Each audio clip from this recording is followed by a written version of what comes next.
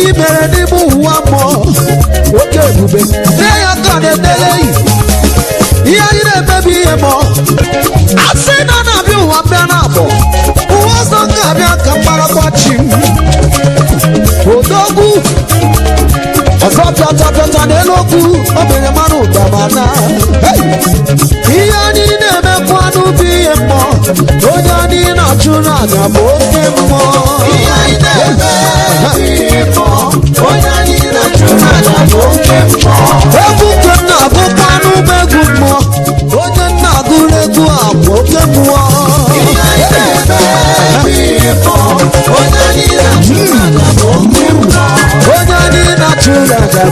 mmụọ onye anyị na-achụ n'aja bụ oke mmụọ onye anyị na-achụ n'aja bụ oke mmụọ onye anyị na-achụ n'aja bụ oke mmụọ onye anyị na-achụ n'aja bụ oke mmụọ onye anyị na-achụ n'aja bụ oke mmụọ onye anyị na-achụ n'aja bụ oke mmụọ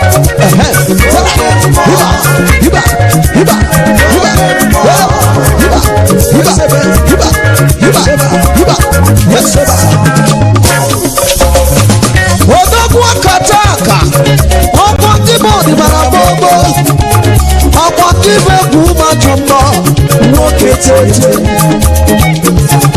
ọkwa gị chiri agbanwe agbanwe gị chiri agbanwe agbanwe aka nọbụ ihe bịara ịzọgbu ụkwụ zọbụrụ ihe bịara ịzọgbube ọmụ nọrụ ihe bịara ilo oge eruela mgbe ije m ike oge eruela mgbe ije m ike oge eruela mgbe ije m ike oke mmụọ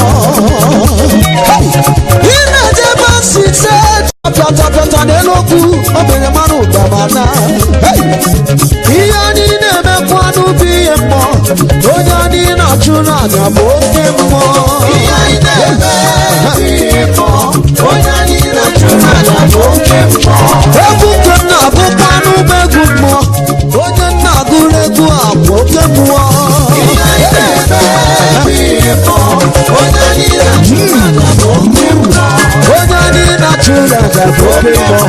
onye anyị na-achụ n'aja bụ oke mmụọ onye anyị na-achụ n'aja bụ oke mmụọ onye anyị na-achụ n'aja bụ oke mmụọ onye anyị na-achụ n'aja bụ oke mmụọ onye anyị na-achụ n'aja bụ oke mmụọ onye anyị na-achụ n'aja bụ oke mmụọ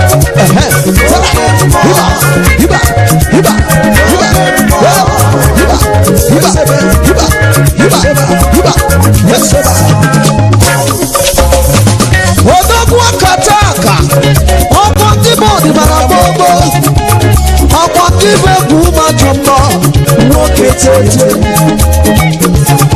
ọkwa gị chiri agbanwe agbanwe gị chiri agbanwe agbanwe aka nọbụ ihe bịara ịzọgbu ụkwụ zọbụrụ ihe bịara ịzọgbube ọmụ nọrụ ihe bịara ilo oge eruela mgbe ije m ike oge eruela mgbe ije m ike oge eruela mgbe ije m ike oke mmụọ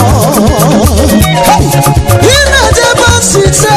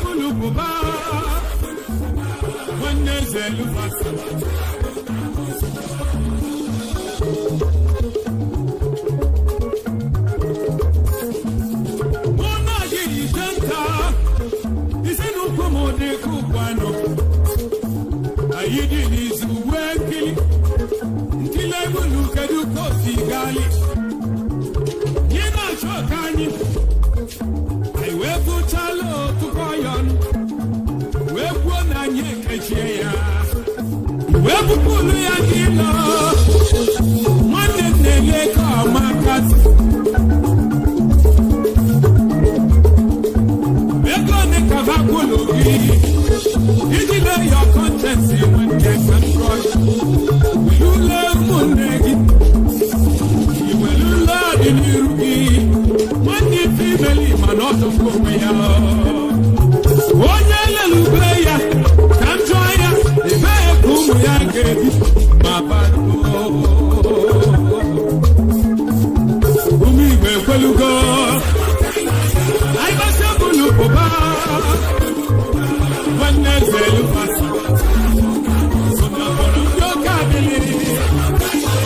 I must have a look about.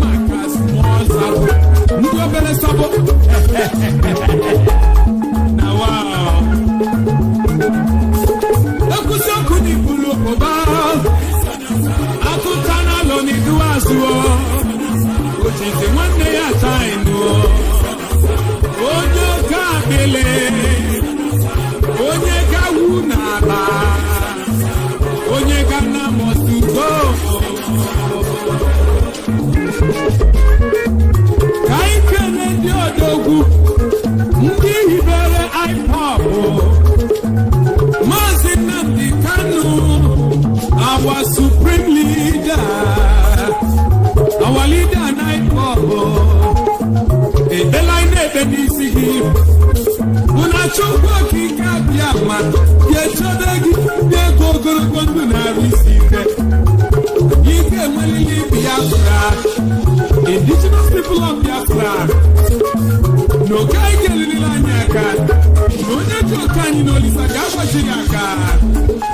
Kai chetane na Ipob. Njetu fulundu ha. Maka Biafra struggle. Ese Israel. Kanu. Nyana loya. Lola ugese. Nena Kanu. Nena na our supreme leader.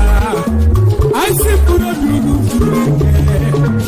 Akunu munye mu.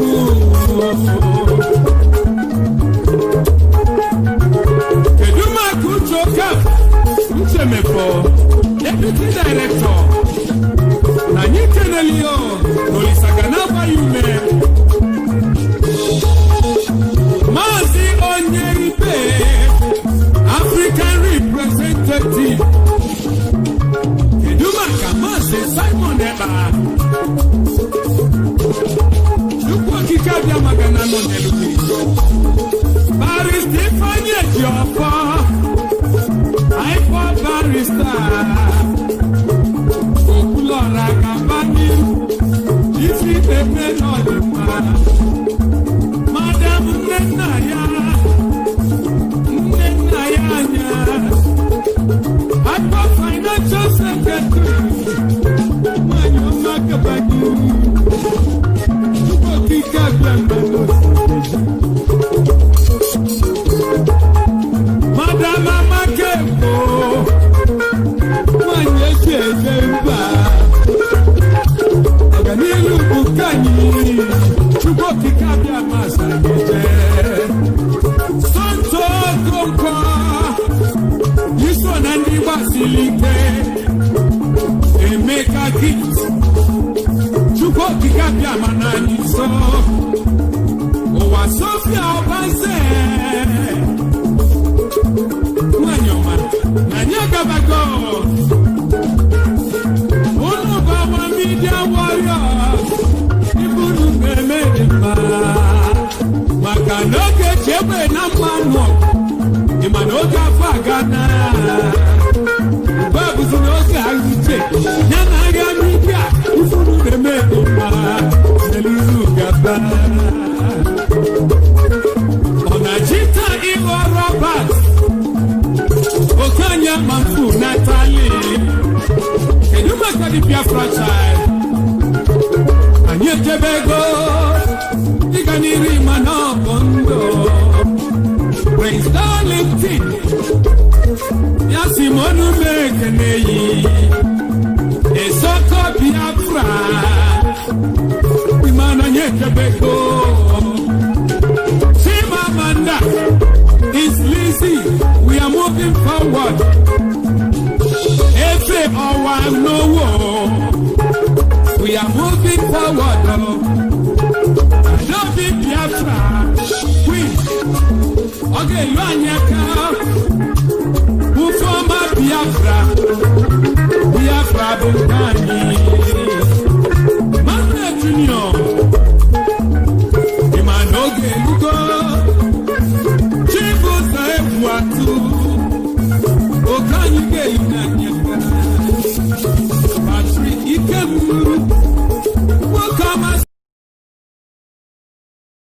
Another explosive, exciting, expository edition of our Wednesday live presentation on this glorious platform, this Radio Biafra, on this very day, Wednesday, the 23rd of September, in the year of our Most High Elohim, 2020. The time now is exactly 6 minutes past 7 p.m. in the blessed land of Biafra.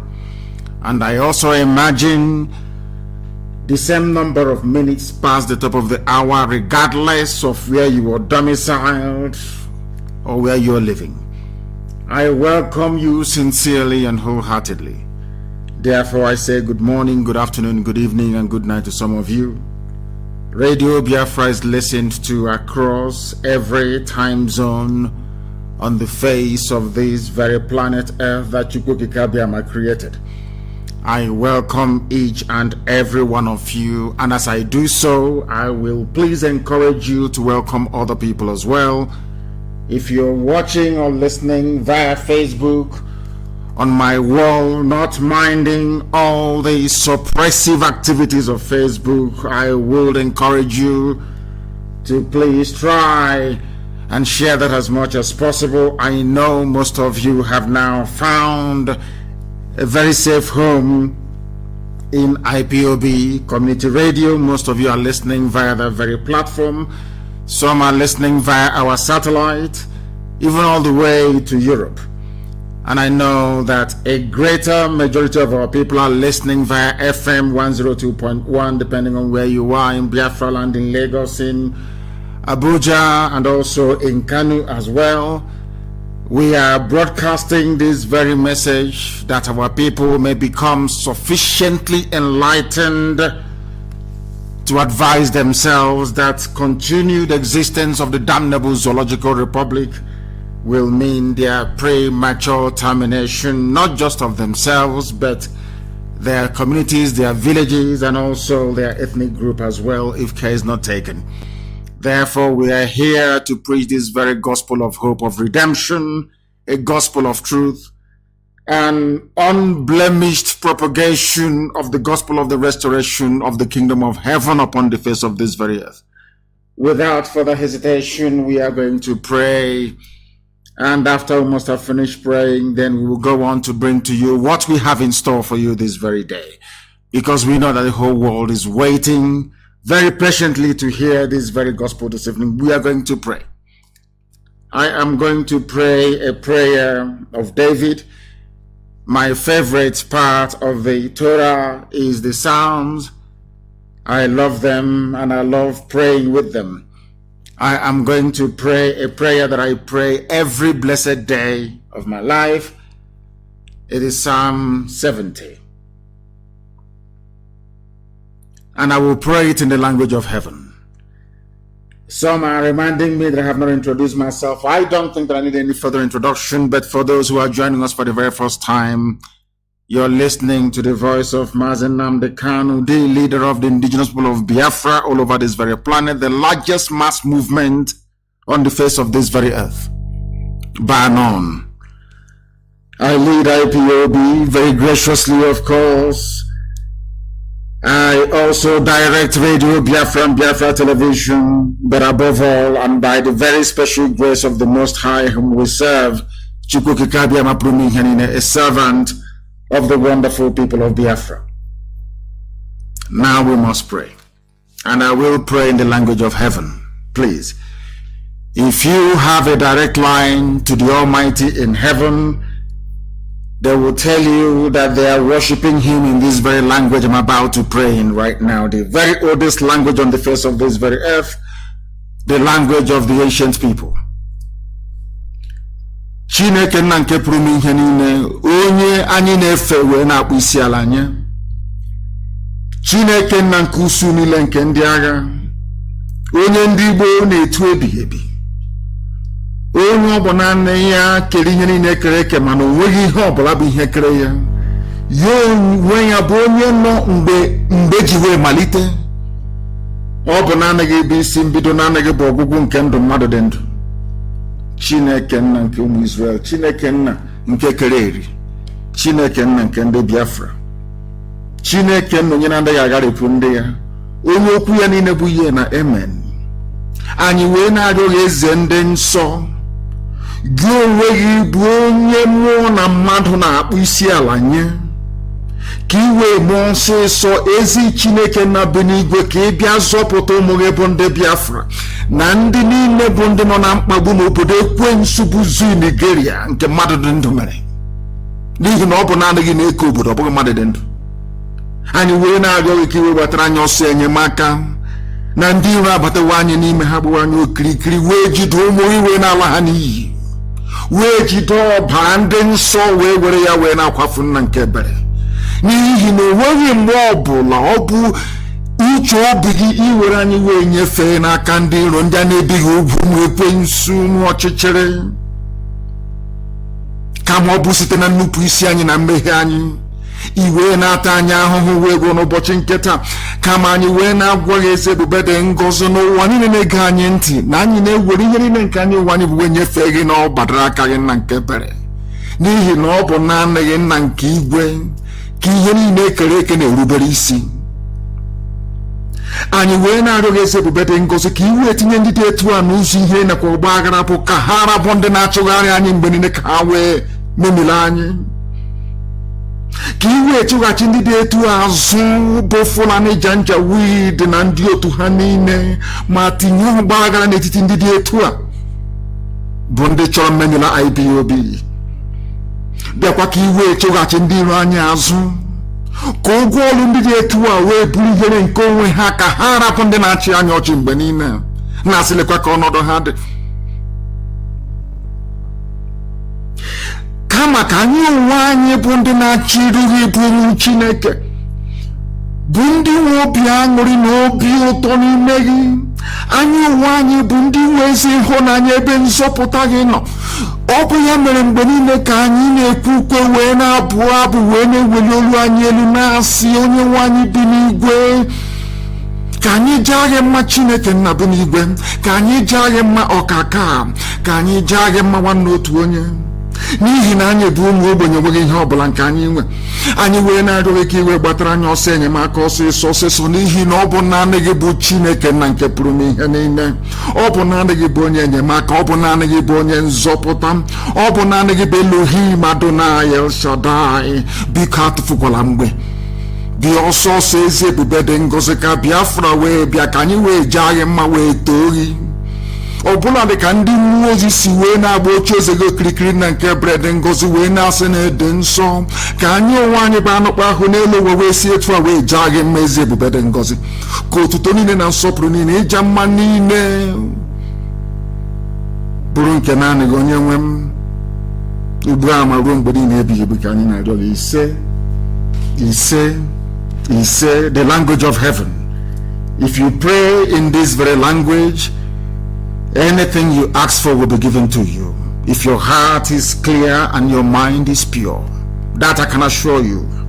There is nothing that I pray for that I do not get. Absolutely nothing. Anything I ask for, I get it.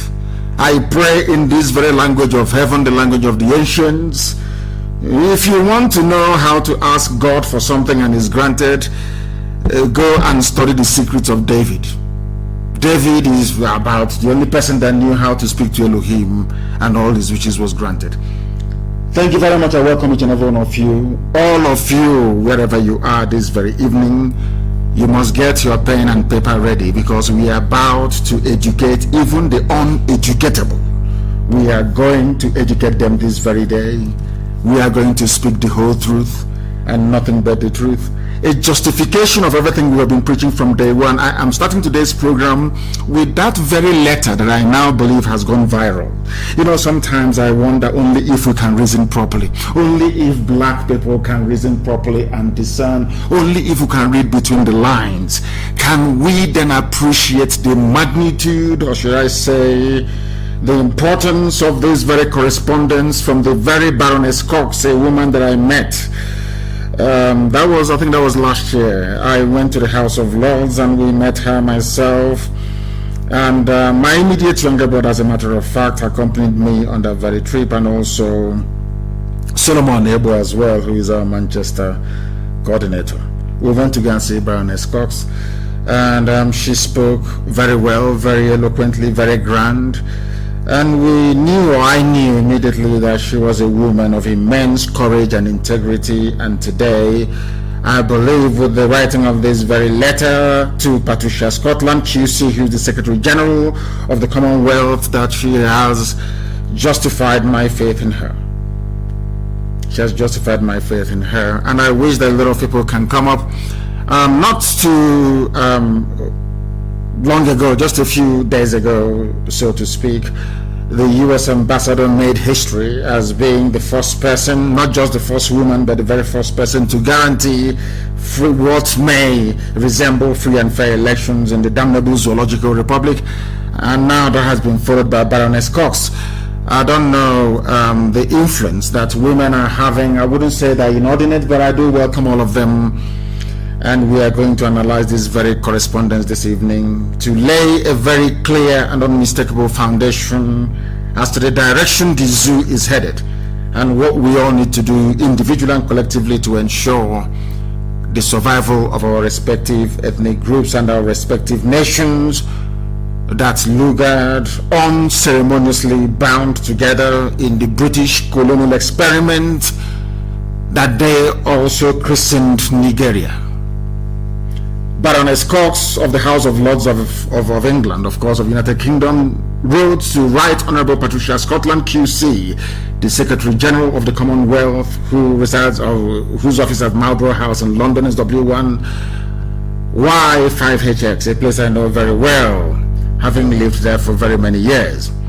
And Baroness Cox started by saying, or by addressing her letter to Patricia. She said, "Dear Patricia, we write, we meaning herself and a few other parliamentarians in the UK, we write to highlight urgent concerns about escalating violence in Nigeria, where attacks led by Boko Haram, Fulani herders, and other Islamist militia continue in northern and central belts, with reports of increasing violence in the southeast. For the very first time, they acknowledge that there is violence being visited upon our people by the Janjaweed military, the army, and the police."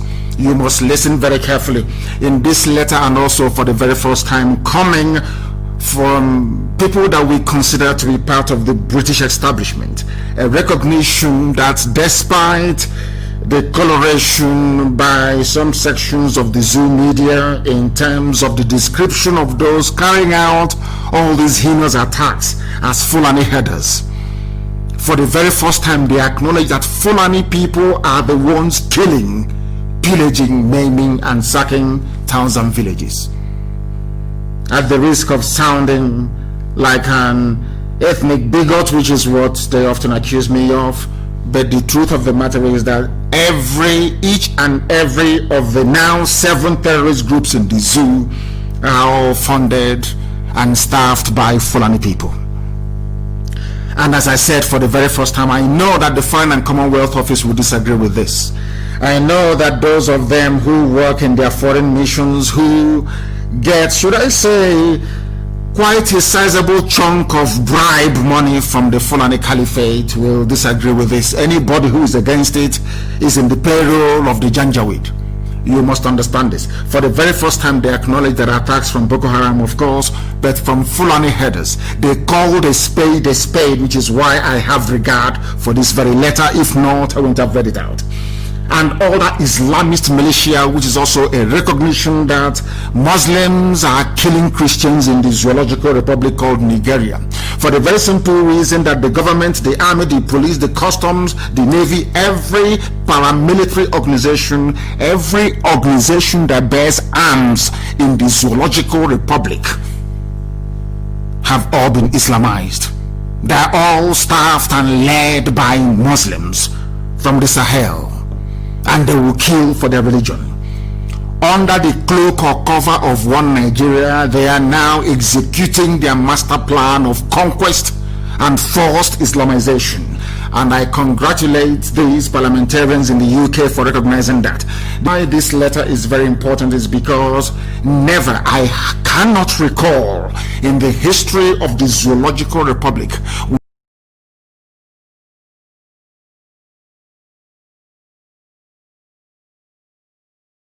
parliamentarians from the UK have risen with one accord and one voice to condemn what is happening in the zoo, or what their puppets, their lapdogs, the Fulanis are doing. It's never happened before. This is the very first time it's ever happened.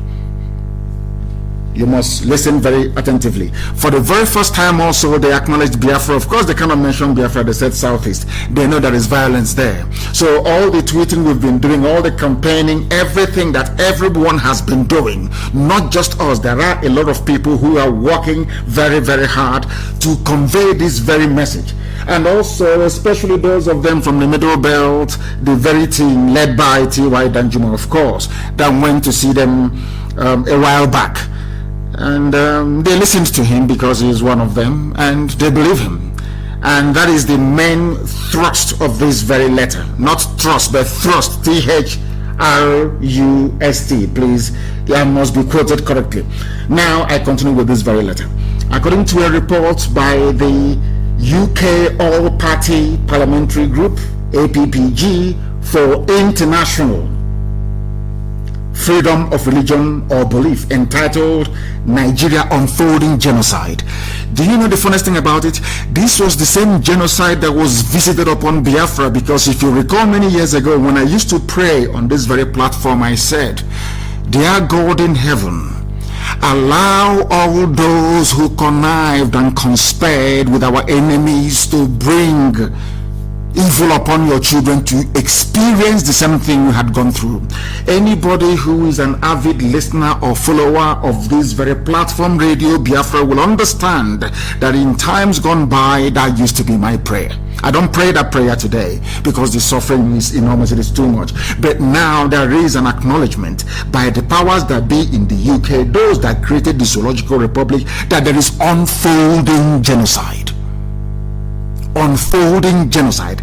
An acknowledgement from a quarter that hitherto will do everything within their powers to deny Fulani atrocity.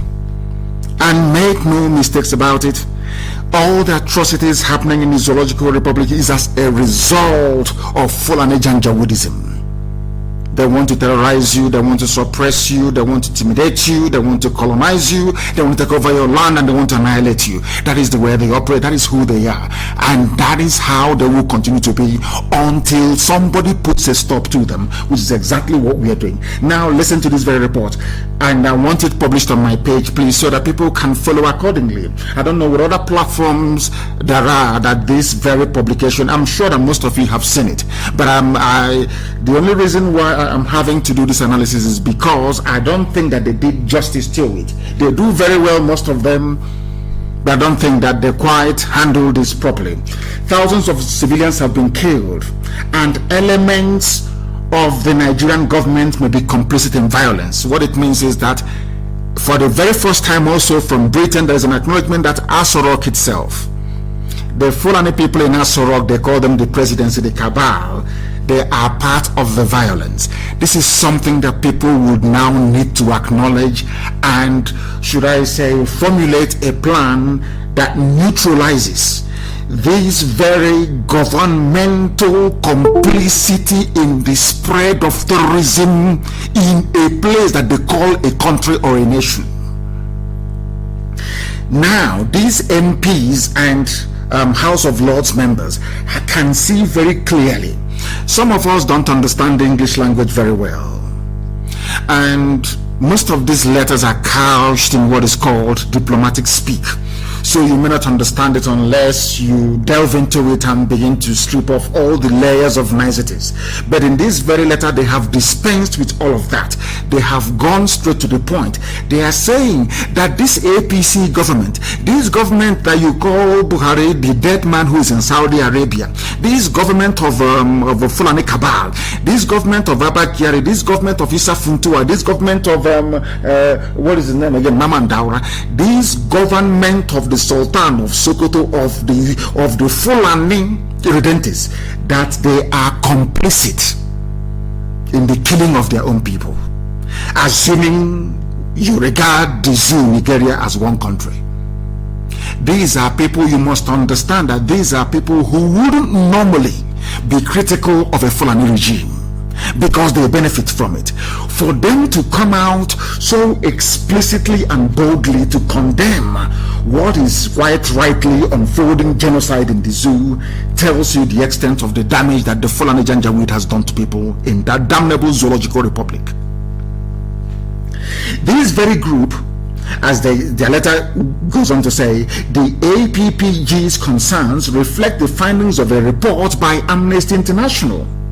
The report is titled "We Dried Our Tears, Addressing the Toll on Children of Northeast Nigeria's Conflict," which concludes, listen very carefully, which concludes that the Nigerian armed forces, the Nigerian army led by Buratai, have committed war crimes and crimes against humanity during their operations. They have never fought any foreign war. They have never conquered any piece of territory for the zoo. They have not done anything gallantry worthy of mention. They have not exhibited their heroics anywhere else in the world. Only, I am telling you, in the second paragraph, it says that the Nigerian government is complicit in the genocide going on in Nigeria. Third paragraph, the Nigerian army itself asking for weapons from China, asking for weapons from Czech Republic. They have committed war crimes. In other words, anybody supplying arms to the Nigerian army or Nigerian police are complicit in the genocide, or should I say the war crimes that these people are committing. Now you understand it. And you must now see the need and reason why we must resist. We must resist the zoo army. We must resist them. With the last drop of our blood, we must resist them. Because they are war criminals. That is what they do. Because they got away with crimes against humanity in the Northeast, they brought that also during their Python dance. And Britain was doing all they can to protect them. Britain knows the government, or should I say the administration of Cameron, the administration of Theresa May, and now also Boris Johnson, they are fully aware of the genocidal tendencies of Asorok. They are aware of it. They are all aware of it. But they have chosen to do nothing. Therefore, we thank these parliamentarians. They went on to say that Nigeria's former Chief of Staff, Lieutenant General Theophilus Danjuma, whom some of us have met and spoken to, says the armed forces are not neutral. They collude. You must understand, T.Y. Danjuma was the man that killed Ironsi. T.Y. Danjuma is a hater of Biafrans. I must tell you this very clearly. Maybe not anymore because they've apologized and we accept it. But I'm telling you that this man served in the military. He was part of Arewa. They thought that they are from the north, that Arewa will welcome them, that they are part of Fulani. They never knew that Fulani had ulterior motive, that Fulani even had a plan to swallow them as well. You must listen very carefully this evening. This letter is very, very huge. Only if I know after analyzing this letter, Fulani will do what they do best.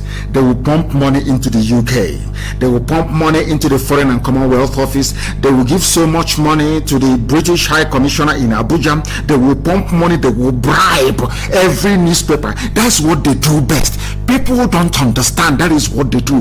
The people who are signatories to this letter are those they could not bribe. I live in the UK and I've been meeting these people since 1997. I know them very well. You must listen very carefully, please. Danjuma said that the army in Nigeria is not neutral. Danjuma said they collude. Who are they colluding with? With the terrorists. That is why the army will now go and say terrorists have repented, they can now join the army. They are colluding. Therefore, when you see a military Hilux van in Asa, or see a military Hilux van leaving 82 Division in Enugu, you don't know if they're terrorists, you don't know if they're genuine army. Nobody knows anymore. The lines are blurred. When you see a soldier now in the zoo in Nigeria, you don't know if that soldier is there to fight terrorism or if that soldier is there to commit terrorism. You have no idea. These are the things people don't know.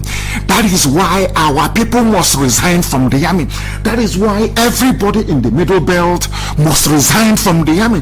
That is why everybody from the West, Yoruba land, Oduduwa, must resign from the army. Because the more you are in the army, the more you are giving them credibility or this veneer of one Nigerian army, the more terrorists infiltrate the army, and the more they are using the cloak or the cover of the army to land grab, to go to your villages and kill you.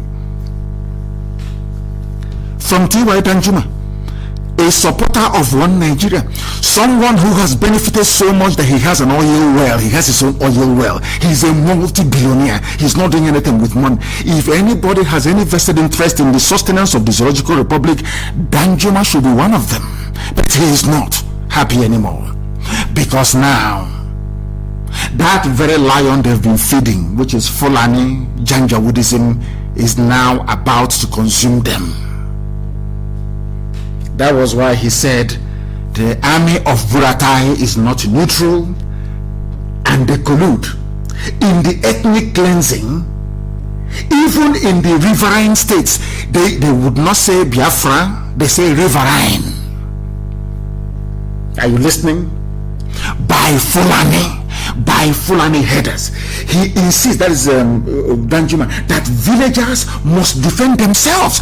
So even our dragon flag we have raised, Britain is aware, the whole world is aware that we must defend ourselves. If you don't defend yourselves, you will be swallowed alive, you will be killed, you will be emasculated, your villages will be sacked, your communities decimated, your land taken over, and you, those of you who are lucky to survive, or should I say unfortunate to survive, you will become Islamized. It's here.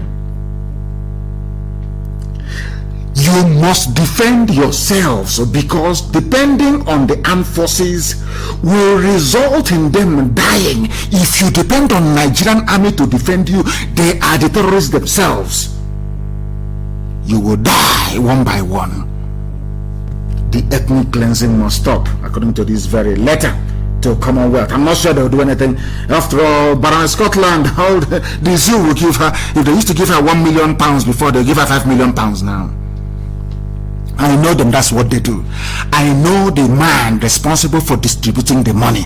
He's also a member of the House of Lords. When the time comes, I will give you complete revelation as to who these people are. I will name the consultancy firms they're using in London to bribe the lawmakers. So Fulani can slaughter all of you. They will not. You will not hear Boris Johnson condemn it. You will not hear the Foreign Office come out and say what is happening in Nigeria is wrong. They will never say it, because money is pumping. There is free oil, free gas. As long as free oil, free gas is coming, courtesy of Fulani presidency, they have no worries.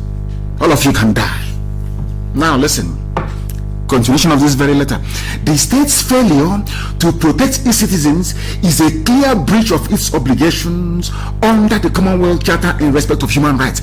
Now there is a wide acknowledgement that Nigerian army is not going to defend you. Instead, they will kill you, they will rape you, they will help the Fulani terrorists to take over your land. Are you listening? This is from white people that don't like Biafra. This is from white people that hate the notion of an Igbo man ever coming up in life. They don't like it. They don't want to hear it. Their hatred for Biafra is total. So anything that's prompted them to say or write this is enormous. For parliamentarians in England to come up to write this, oh my goodness. That means that some of you don't even know what is going on the ground.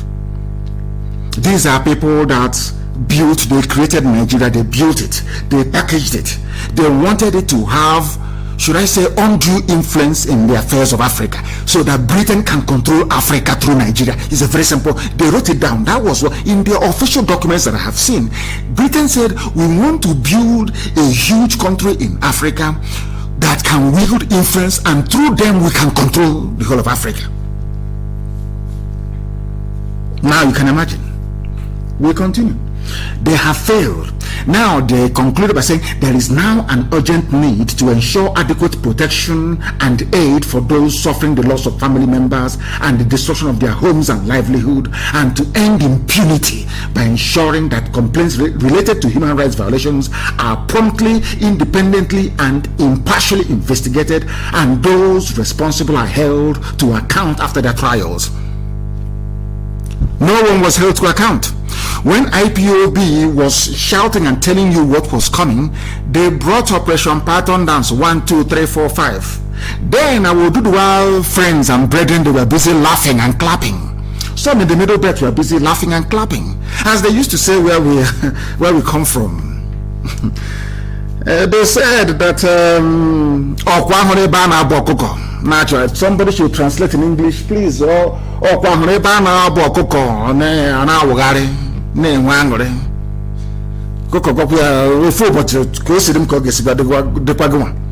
Somebody should translate.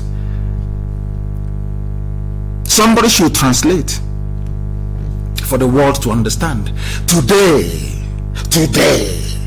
when IPOB was fighting Fulani Janjaweed, we were protesting, we were rallying, we were marching, telling you that death is coming. Some people in Yoruba land, they said, no, leave them, he's a secessionist. Until Pa Fashoranti's daughter was slaughtered by Fulani people. Until Fulani now occupy some forests in Yoruba land. Now their eyes opened. The Middle Belt were rejoicing after they were against Biafra, they were against everything to do with Biafra and freedom, until Miyetiala got into their villages and their communities, raped their children, abducted them, dismembered them, slaughtered them, took over their land, renamed it. Then their eyes opened. That thing we saw many years ago, you are only now discovering. And I say good morning to all of you, and I welcome you with open arms. Now we can join forces and fight this monster together. And the only thing that is making them to survive, the only thing that is sustaining this Fulani hegemony, is the stupidity of some of the Efulefus buried in all these ethnic groups, all of them. Some more than the other, I can assure you. Some more than the other, I can assure you. But we're going to deal with all of them. In conclusion, they wrote, we write therefore to ask whether you are able to respond on behalf of the Commonwealth and to raise these urgent concerns with the Commonwealth Ministerial Action Group. We will be very willing to meet in person, or perhaps more practically online via Zoom, to discuss how we might proceed. This, as I told you about Britain and white people, if you remember, a long time ago as well. I said, no matter how bad they are, I told you about England. No matter how bad they are, they have conscience. One day they will rise up and say that what is happening is bad, and they have done it. That's one thing about them. I told you that's one thing I admire about them. No matter how bad they are, one day they will rise up and say enough is enough. That was how they ended slavery. People went to court and argued in England that slavery was inhuman and inhumane, and they ended it. It's a country that, respects logic and reason, and now they have come to the conclusion that this cannot continue. They need a country or a nation exists to protect the people. When that state can no longer protect the people, that state loses or ceases to hold legitimacy to be called a nation or a government. Do you understand it? If you cannot protect lives and properties, that state should not exist. That is why you have failed states that can no longer guarantee the safety or well-being of its citizens and their properties. That's all. Is it happening in the zoo? Is it because you hear the little ones that you hear because of social media? If not, you will hear nothing. The killings will continue, nobody will talk. Britain is getting oil and gas, so why bother? If America wants to decide, please don't even go there. It's our territory, it's our area, we'll colonize them. Britain says, what are you going to teach us about Nigeria? I remember once American diplomats were clamoring and saying that something needs to be done about Nigeria. I remember then I saw the dispatch. Britain said to them, why are you bothered about Nigeria? We created Nigeria. They did not create Nigeria. Those black people did not. We created them. Do you know them more than us? And America kept quiet. And there's a very valid point. That Nigeria, you have a name today answering Nigerian is because Britain created you. You didn't create yourself. Let us be honest about this. All these people telling you about being patriotic, one Nigeria. I'm asking you, did you create yourself? Nigeria is about to be 60 years old. Is that correct? They said it's 60 years anniversary of Nigeria. Is that not correct? 60 years. So how about your father that is older than 60? Who is he? Or who was he? These are the things that, because we are black people, our reasoning, our mental faculties, our reasoning process doesn't extend beyond 1960. Ask yourself this question. Those of you clamoring for one Nigeria, saying Nigeria has to be one, despite all these impunities as chronicled by British parliamentarians, are you telling me that something that was created, or should I say came into formal existence in 1960 and has represented only misery? Nigeria has only meant misery, death and ethnic cleansing, genocide. Can somebody name one good thing about the zoo in Nigeria? Nothing. Now why are you sustaining it? That is the question any logical person will ask. When you're in a marriage that is not, that is no longer, should I say, serving your interest, you leave. Is that not correct? Everywhere in the world, the essence of having one Nigeria has been defeated. There is no need for it anymore. Let people go back to where they come from before the white man came. Because by allowing Nigeria to continue to exist, what you're doing to yourself is that you are denying your heritage, your culture, who you are, and your traditions. You are saying that you don't exist. You're handing over all you are, your essence, to the British. That's what it means. You are saying, you are my creator, Britain. Oh Lord God, Britain, you are my creator. Anything you say we should do is what we are going to do, because they created you.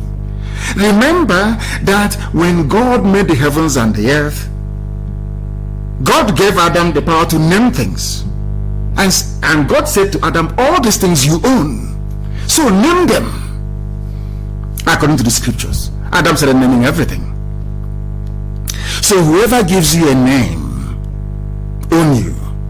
That is why when you're a child, when you're born, they ask your mom and your dad, what is this baby's name? They won't go to ask any other person, and your dad will give you a name, or your mom will give you a name, or they will jointly give you a name, and that is the name you're going to bear until you become an adult. If you don't like that name, you now do a deed poll and you change it, because you are now an adult. Zoo at 60, still answering a name that nobody can actually stand up and defend, and you're telling me that you're matured? Of course you're not. Now, as always, it will take the intervention of white people to help us.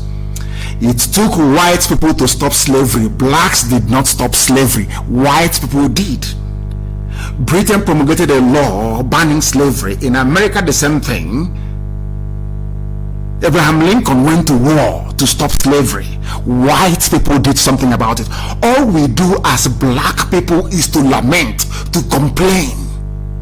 We never go the extra mile to put an end to what I call established injustice.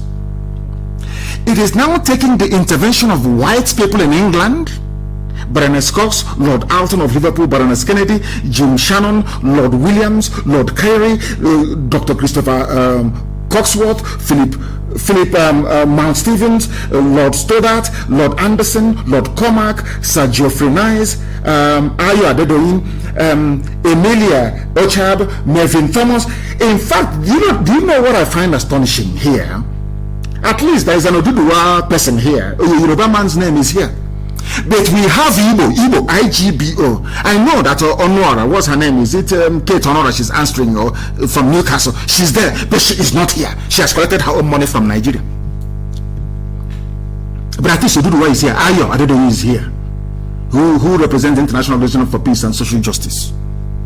We have an Igbo woman in the House of Commons Take his Kate Honora. She's I stand to be corrected. She cannot join. She has collected her own money and gone to sleep as her village is being ravaged by Fulani terrorists.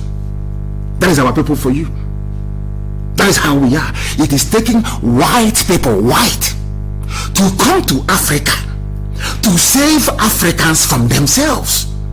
The same way that U.S. ambassador to Nigeria, the U.S. ambassador in Abuja was the one white woman responsible for the first free and fair elections in living memory. One white woman, one single white woman. Now whites are coming to save you. Tell me why they will not feel superior to you. Tell me why they will not feel that they own you. Because without their intervention, you cannot do anything. Whereas all it would have taken for us to change things in the zoo is Middle Belt, Ududuwa and Biafra rising up and saying enough is enough. Fulani will flee. Fulani will run away overnight. If we stand up tomorrow, before Sunday, Fulani will leave everybody alone.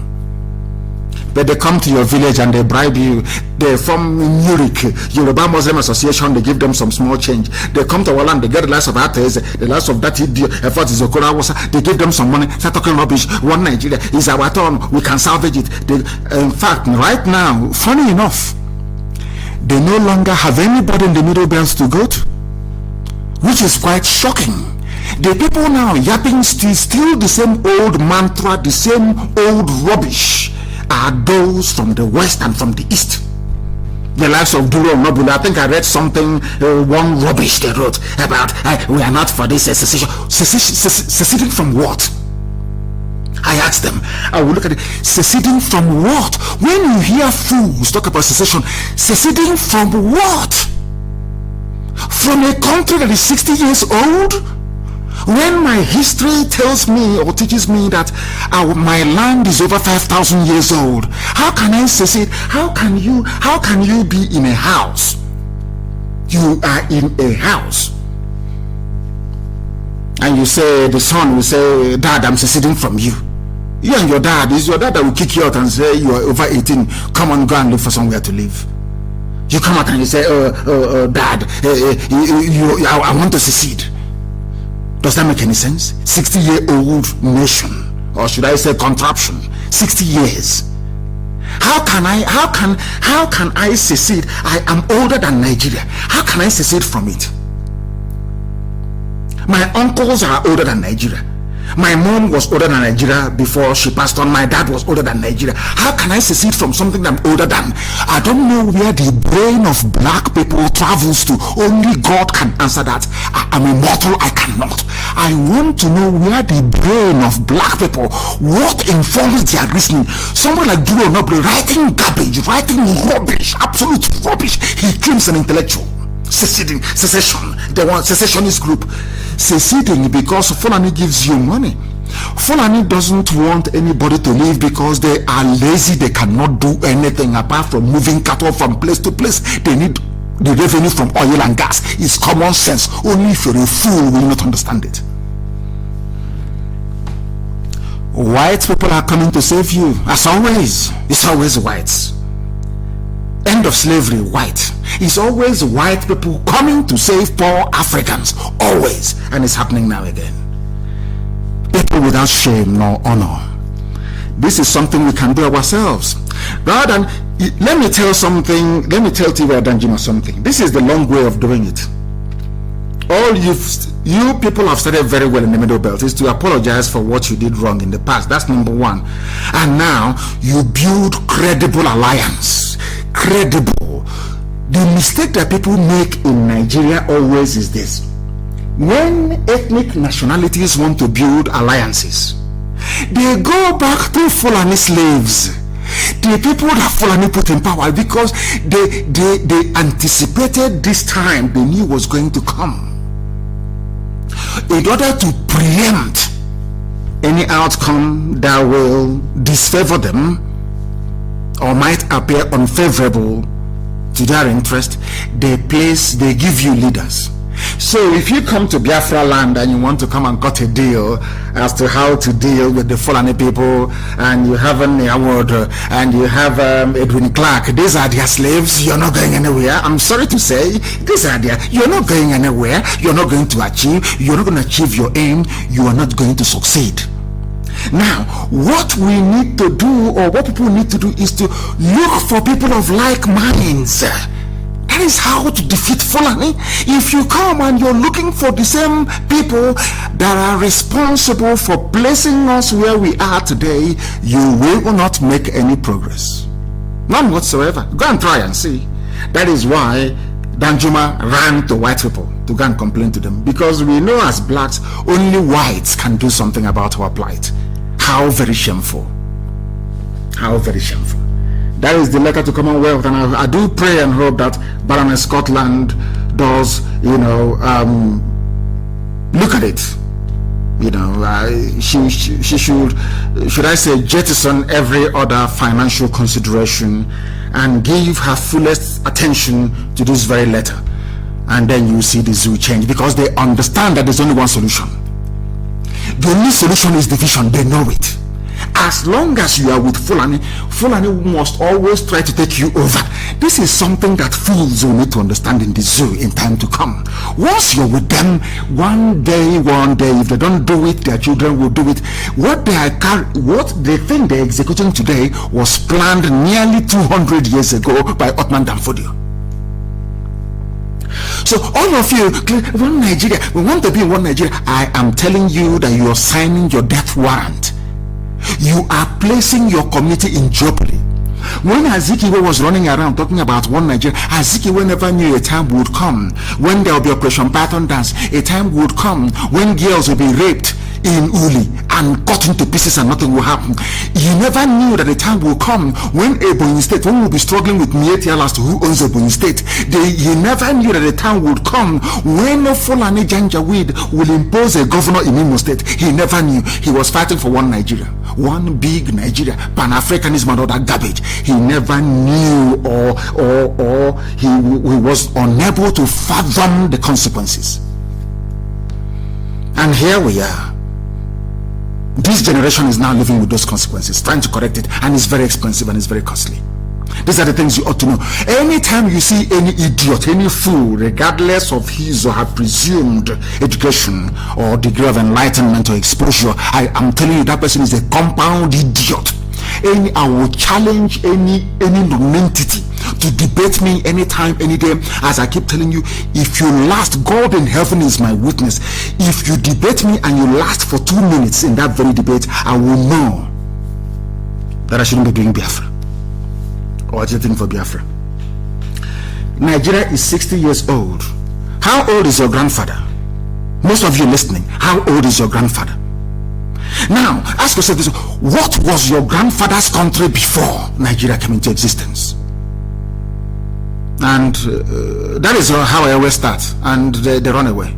That is before you come, I won't even let you to get to all that nonsense about I am a Nigerian, patriotism and all that garbage. I ask you one simple question: how old is Nigeria? You tell me. Then I used to debate with my friends. They say, "No, Nigeria is 40 this year." Over 20 years ago. I say, okay, how old is your mom? Your mom is 45. So what was the nationality of your mother before Nigeria came into existence? And they start scratching their heads. But it is God and all the rest of it. I said, if it is God, then why do you answer Nigeria? Why is your name Nigeria? Why is it not that thing that your ancestors answered before the white man came? To truly reflect that your land came about as a result of fusion of common value system, which is what determines if a country should stand or not. Common value system, and they know it. But the thing in this is that none of their professors will ever delve into it. Never. And you see the zoo animal, they will scurry away with their tail between their back legs. Useless people that didn't go to school. They think that having degrees means you are educated. Of course you're not. Who created Nigeria? A man and a woman, mortal flesh. And I ask you, who created Russia? You can't tell me. Who created Japan? You can never tell me. Who created Korea? Nobody can. Only in Africa can you name a human being as being responsible for the creation of other human beings. What an utter abomination before God and before man. If you are strong in this zoo, you come and debate us. At the time that this letter was being written, because in this letter they mentioned Boko Haram, they mentioned Fulani headsmen, they mentioned Islamic terrorist groups. At the time of this letter, none of you knew that there's a new kid on the block, a new Fulani terrorist group on the block.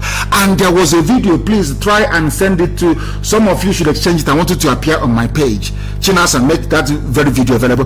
There is a video of Boko Haram Fulani terrorists playing in their villages. They parked their cars and the AK-47 playing. Nobody came to bomb them. Nobody came to raid them. Nobody came to shoot at them. Nobody. I want that video published now. Look for it and put it on my page. As at the time they were writing this letter, little did they know that a new group is coming. Another Fulani group. Another Fulani group. They deceive all of you with their usual mumbo jumbo, their usual garbage, and you fall for it. Nnamdi Kanu, Ipob, we don't fall for such garbage because our reasoning faculties are intact. Our brain is intact. Every day we analyze, every day we compute, every blessed day we are going through their intentions and their motives line by line. Some of you go to sleep. You eat and you go to sleep. You watch useless Big Brother and you go to sleep. We don't sleep. We are awake every blessed day analyzing the intentions of the enemy, because some of you are blind spiritually, physically, morally, intellectually. You are all blind in the zoo. That is why something that is 60 years old is trying to arrogate power to himself over and above something that is over 5,000 years old. And you want white man that created Nigeria to respect you. You want white people to look at you as an African as their equal.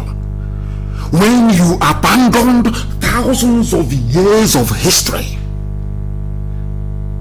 to embrace something that is so plastic and so artificial is not even worth remembering.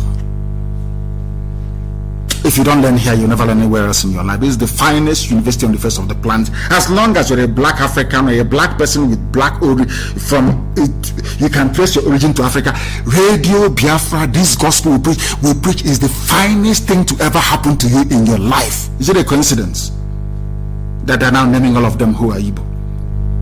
That the governor of Cross River State is now saying he's Igbo. Do you know what goes into what we preach? Do you understand the effect it's having on people all over the world?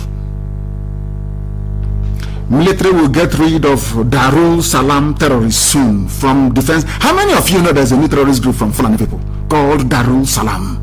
How many of you, I'm asking you, you idiots, you busy watching Big Brother. I cannot understand these people. How many of you know there is a new kid on the block, a new terror group funded by Fulani people on the block? The name is Darul Salam. Do you hear Premium Times writing about them? Do you read from Daily Trust about this deadly group? No. It is this idiot, Emenche, whatever they call him. He says from Defense Headquarters, their spokesman. He was sacked before they brought him back to give that sort of middle belt coloration. The middle belt is north. That's why they put the idiot that is talking rubbish. Military will get rid of Darul Salam terrorists soon. So the terrorist group from Defense Headquarters, and nobody's shooting at them. We don't know who their leader is. We don't know who their proscribed leader is. Zoological Republic. I'll read it for you very briefly. The Defense Headquarters has said the military will soon get rid of Darul Salam terrorist group in the country. The coordinator of defense media operations, he's not a coordinator. You know, they love copying Ipob so much. Anything we do, they copy. That was how they named, they accidentally named the Sibajo ones as a coordinator, because we were on air every blessed day appointing coordinators all over the world. They didn't know the time it infected their brain, and they started appointing coordinators. Even now, even in the army, they have a coordinator of defense and media. Have you heard of such rubbish before? only in the zoo. His name is Major General John Enenche. He said this while fielding questions from journalists while giving updates on the operations of the armed forces on Friday in Abuja. Enenche noted that the military was working with all stakeholders to put an end to the operations of the group in northern part of the country. Northern part of Nigeria, a new terrorist group called Darussalam. Are you aware of that? Imagine that in the east, in Biafra land, there are 7 terrorist groups. By now, Britain will supply every known attack helicopter and fighter jet. They will bomb us to the kingdom come. Double standards. But you can see it. You can see it with your 2 naked eyes. Fulani, they have Boko Haram. ISIS in West Africa. Al-Qaeda in the Maghreb. Mieti Allah. Fulani bandits. They are different because Mieti Allah is Fulani headsmen. Then you have Fulani bandits. You have the one called Ansaru. Now you have the one called Darul Salam. 7 terrorist groups from one tiny ethnic group. One tiny, because they have spent years looting and stealing money. Years planting themselves in the military with the support of the British. The same Britain that is now crying. Because once the zoo implodes, Britain and Europe will receive nothing less than 40 million refugees. 40 million! That is why they don't want to open their borders to you. That is why they have suspended all visa for some of you zoo animals. Because they know the zoo is going to collapse. They don't want you in their country, because if you're in their country and the zoo collapses, you can seek asylum and you can stay there forever. Now you understand. Here we give you information that you will pay very dearly to receive from any other source. It's free of charge here on this very platform, blessed by heaven, of course. There is a new terrorist group, so I am advising the parliamentarians that wrote to the Commonwealth Secretary General to please revise their letter and add also Darul Salam. All you hear is that no state of emergency. That prostitute in Asorok, that idiot with bleaching cream, very soon her face will burn. Loretta Onochie, supplying Edo girls to her clients in Italy. That idiot talking about state of emergency in the east, in Biafra land, whereas there are 7 terrorist groups from Fulani, from Sokoto, from Katsina, from Kebbi, or 7 no state of emergency, no, but it's in the east. That is the day people will hear her story. I'm telling you the truth, and it won't be pleasant.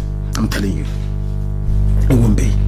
The defense headquarters was determined to deploy both kinetic and non-kinetic grammar. Kinetic and non-kinetic means to rid the nation of the group and other forms of criminal elements. Kinetic and non-kinetic. But in Biafra it is tanks, AK-47. Go to MNA and shoot people.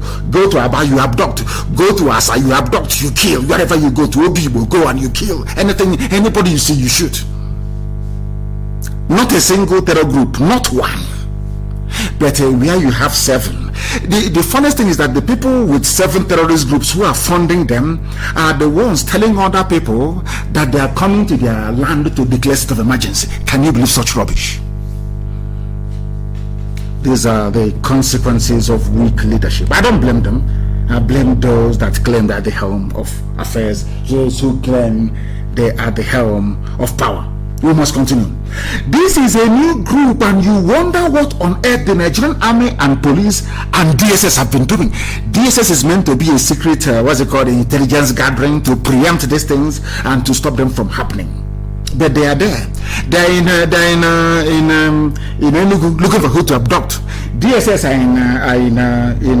in ours are looking for who to abduct. But in the north, where they should be focusing all their resources and energy and attention, they abandoned it. They came to the south to look for who to abduct. Secret Service, DSS. They are there. All they are now doing is to raid the homes of people, of unarmed civilians in Biafra land. That's what they're doing. Whereas in the north, the money, the budget they get is to stop these terrorist groups from emerging. Have they done it? The answer is no. They're busy chasing Biafrans. against the backdrop of the should I say the relatively successful Edo elections, which I'm going to reference this to, we're always relying on white people to help us, we black Africans. Anybody telling you that they somehow made Edo elections to be free and fair is a liar, is a usurper. Only one person on this earth can take credit for Edo elections. Only one person, the US ambassador, no other human being. I heard Edo people, oh, we want to thank the president for free. You know, in fact, they are manufactured groups that don't exist. That's what they do. You know, brown envelope journalism, 4,600. I think the money has come down now. 4,600. Anything you want, they write for you. Some groups in Edo congratulate Buhari. Which Buhari? The one that you can see or the one you cannot see. We are coming to that later on, because I think Simon Ekpa did a very good job on the analysis of the video of the idiot addressing UN, recorded video. Have you heard of such rubbish before? We'll get to that later on. Against the backdrop of the relatively successful Edo elections, which the US ambassador is solely responsible for and no other person, Obasanjo has said what I've been saying all along, that only foreigners can solve your problems. Only foreigners. Oh, as always, only foreigners. When you're crying abroad, you run to even ANC. Do you know how apartheid collapsed? Do you think it's blacks in South Africa? Of course it's not. It is the worldwide coalition that ANC built and goodwill of white people all over the world that saw the end of apartheid in South Africa. Are you listening to me? It wasn't blacks in South Africa that ended apartheid. Apartheid was ended by white consciousness all over the world, by sanctions, by white countries. For your information, I'm not taking anything away from Mandela, of course. He's my hero till tomorrow morning. A great man indeed. A great man of history, no doubt about that. I should say that his tenacity and determination and doggedness made it possible for the world to eventually see the horrors of apartheid and work speedily towards its end. These are the things you must understand. Now listen, please. Obasanjo said, why do you have to rely on foreigners to solve your problems, these black people? This is what I have been saying for years, that it will take the intervention of white people to correct the ills in the European colonial cages, I call them. We call countries in Africa, they are just colonial cages that they built, arbitrary boundaries everywhere. They give you a name, you start answering. They give you a flag, you start jumping up and down. You see a few gluttonous, corrupt idiots, they start jumping, traveling to Paris, traveling to London, traveling to all over the place. Now it's Dubai, is their favorite hunt, is not Dubai. Black man, this UG, black.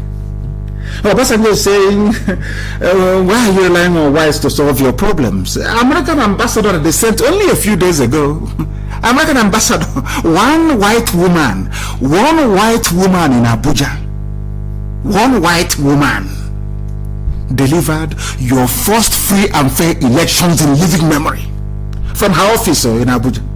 She just wrote something.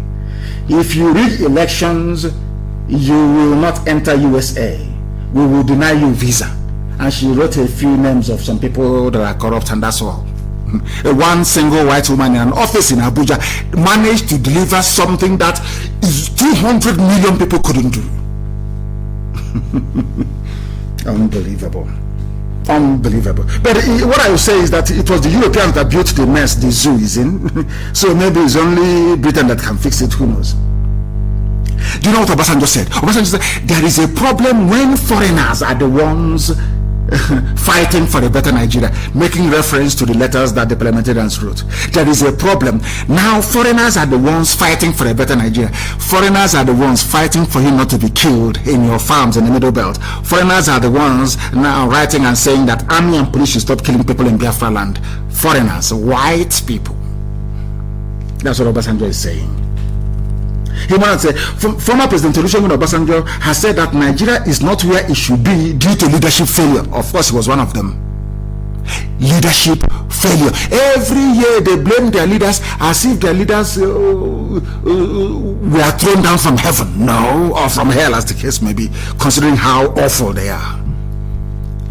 These leaders came from the people. And also, Obasanjo will be shocked that an average Nigerian, an average Nigerian is worse than the leader. An average Nigerian is a bundle of idiocy, is worse than their leader. Give them opportunity now. Ask them to go to House of Assembly. Are they not the same people in Imo State House of Assembly that said that you can give powers to governor to detain people at his pleasure, as a king who put on them of Imo State? They are worse. It is not a crisis of failure of leadership. The problem with black people, especially exemplified by the zoo, is lack of ability to reason. The people are not reasonable, because where people are reasonable, you cannot have bad leadership. If a bad leader emerges, they remove the bad leader. Bad leadership endure where people are themselves foolish. Are you telling me that white people did not have bad leaders? Of course they did. They overthrew their monarchies. That said that they are God, that God sent them. They killed all of them in Europe. Now Europe saw the light. So that is why there is a popular saying in England when I was going to school, that people deserve the leadership they get. Because if you don't like that leadership, you remove it either through the ballot box or through revolution. If you cannot do either of both, then you live with the consequences of it. That is something that blacks don't know. That is how life is. Obasanjo said over the weekend they gave him another leadership award, 60th birthday retirement of one church somewhere in Abiokota, is it Ijebu there? I don't know. He said it is unfortunate that foreign nations now feel the need to intervene on issues that can ordinarily be addressed without external intervention. Very simple. White people are coming to save the niggers that they created in Africa. You as a black man, you are not even ashamed of yourself. And the Fulani has no shame. You know, when somebody have said this, when you have no shame, it is difficult to shame you. They have no shame. That is why white people are coming to fix a mess that they created. 7 terrorist groups. They have run the most nepotistic government in history. Everything is Fulani in broad daylight. All of you, if you complain too much, they bring one of you and make you the DG of Ministry of Employment, and you're jumping up and down. We have gotten our own. That is how awful your reasoning and thought process is. And I won't fail to remind you of that every blessed day. That I can assure you. Obasanjo now knows white people are coming to save black niggers in Africa. Very, very sad indeed. This is the reason why everybody must sit at home on the 1st of October. Now, you see, people are very, very strange. You complain, Nigeria is no good, no light, no good road, SARS everywhere, killing people, army killing people without, nobody even knows who is an army personnel or a terrorist anymore, because they all wear the khaki uniform of the Nigerian army. You all know this, don't you? You know that your healthcare system is awful. You know that people died as a result of COVID-19 starvation because they had no means or any ways to try and access food. You know that very well. You know all these ills. Now ask yourself, what are you going to do about it? It's a very simple question. Look at why people are concerned about you. Ask yourself, as a black Nigerian, somebody who is in the zoo, nigger. Now tell me, what are you going to do about it? That is something you can do, and it's not going to cost you anything. 1st of October is round the corner. You are angry, you're upset. There is no need for you to be in your house or in your office getting angry and getting upset. Do something about it. Do something very legal. Do something that nobody, none of these Fulani military formations can come after you. It's very simple. Sit at home on the 1st of October. Right across the entire Zoological Republic. Sit at home, don't go anywhere. Keep your children indoors, no marching. Keep everywhere, keep off the streets. To at least let the world compliment what the British parliamentarians are doing. They are fighting for you. Compliment what Trump and his team are doing. At least they are fighting for you. At least show them, you're a drowning man or drowning woman. At least raise your hand up so that somebody can pull you out, because you're drowning already. The only thing you can do is to raise your hand up so that somebody can grab it and pull you out. That thing you can do. metaphorically, on the 1st of October. You sit at home, don't go anywhere. The world, the diplomats in Abuja will ask them, can't you see your people are upset? That is one simple thing you can do, and that is why we are asking people to sit at home. You must sit at home. And I want to let you understand something, the way that the Fulani Janjaweed papers are reporting it, especially the Premium Times. This very statement was issued today, if I'm not mistaken. And Premium Times, which is a Janjaweed, the Fulani newspaper, they carried it. You know what they said? I will read it for you, so you can all understand the mess that the zoo is in, the brain of a black man, a black journalist. I want to get into their brain to understand how they reason. They said, IPOB declares it at home for October 1st. Of course we have. IPOB said its members will join its, not its members. IPOB is a nation. It is called Indigenous People of Biafra. There may be some Efulefus you have bribed, some idiotic pastors you've given money to, some idiots calling themselves traditional rulers that Mietiala has bought land from. They are in a inconsequential and insignificant minority. We are the people and we own the land that we occupy. IPOB said its members will join its Yoruba counterparts agitating for the Republic in public protest to match it. Of course we will. IPOB will come out all over the world. We are COVID-19 permitting, of course, restrictions in those countries to protest that the zoo is falling.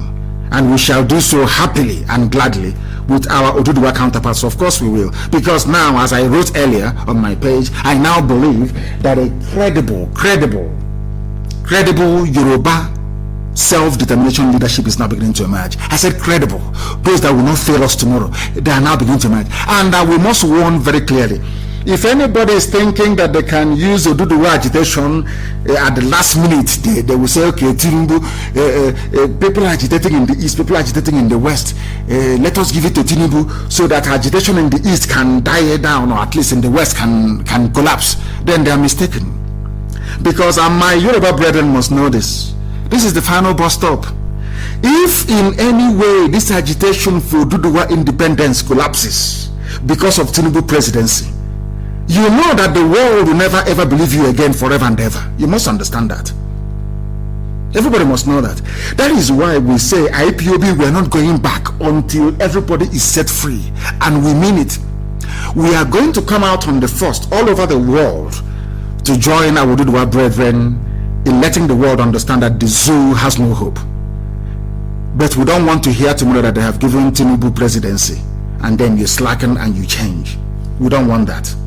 I'm saying it so that the whole world can hear what I'm saying. Very, very important, please. I will go on to describe how this useless zoo newspaper reported it. They said, proscribed secessionist group. That's how they describe us. Proscribed. So if that one doesn't get you, secessionist would. Is a Fulani man writing. Secessionist group.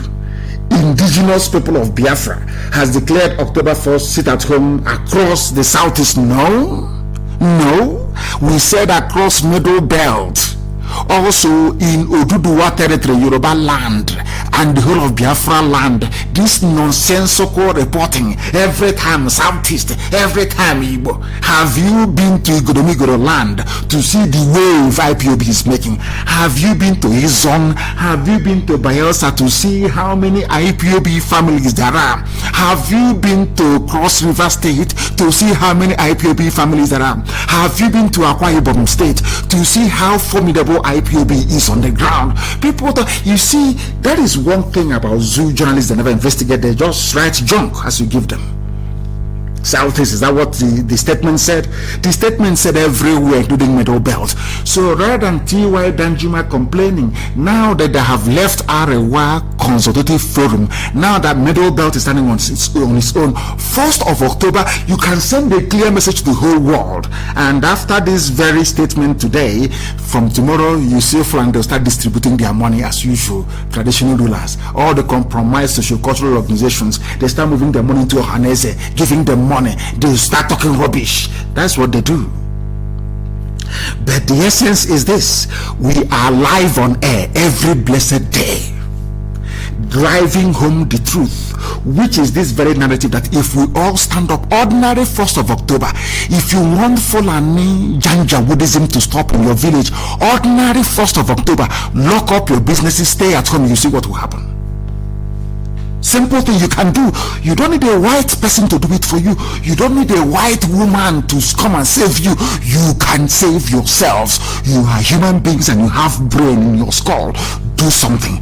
Register a protest. Say, I am not happy with what is happening.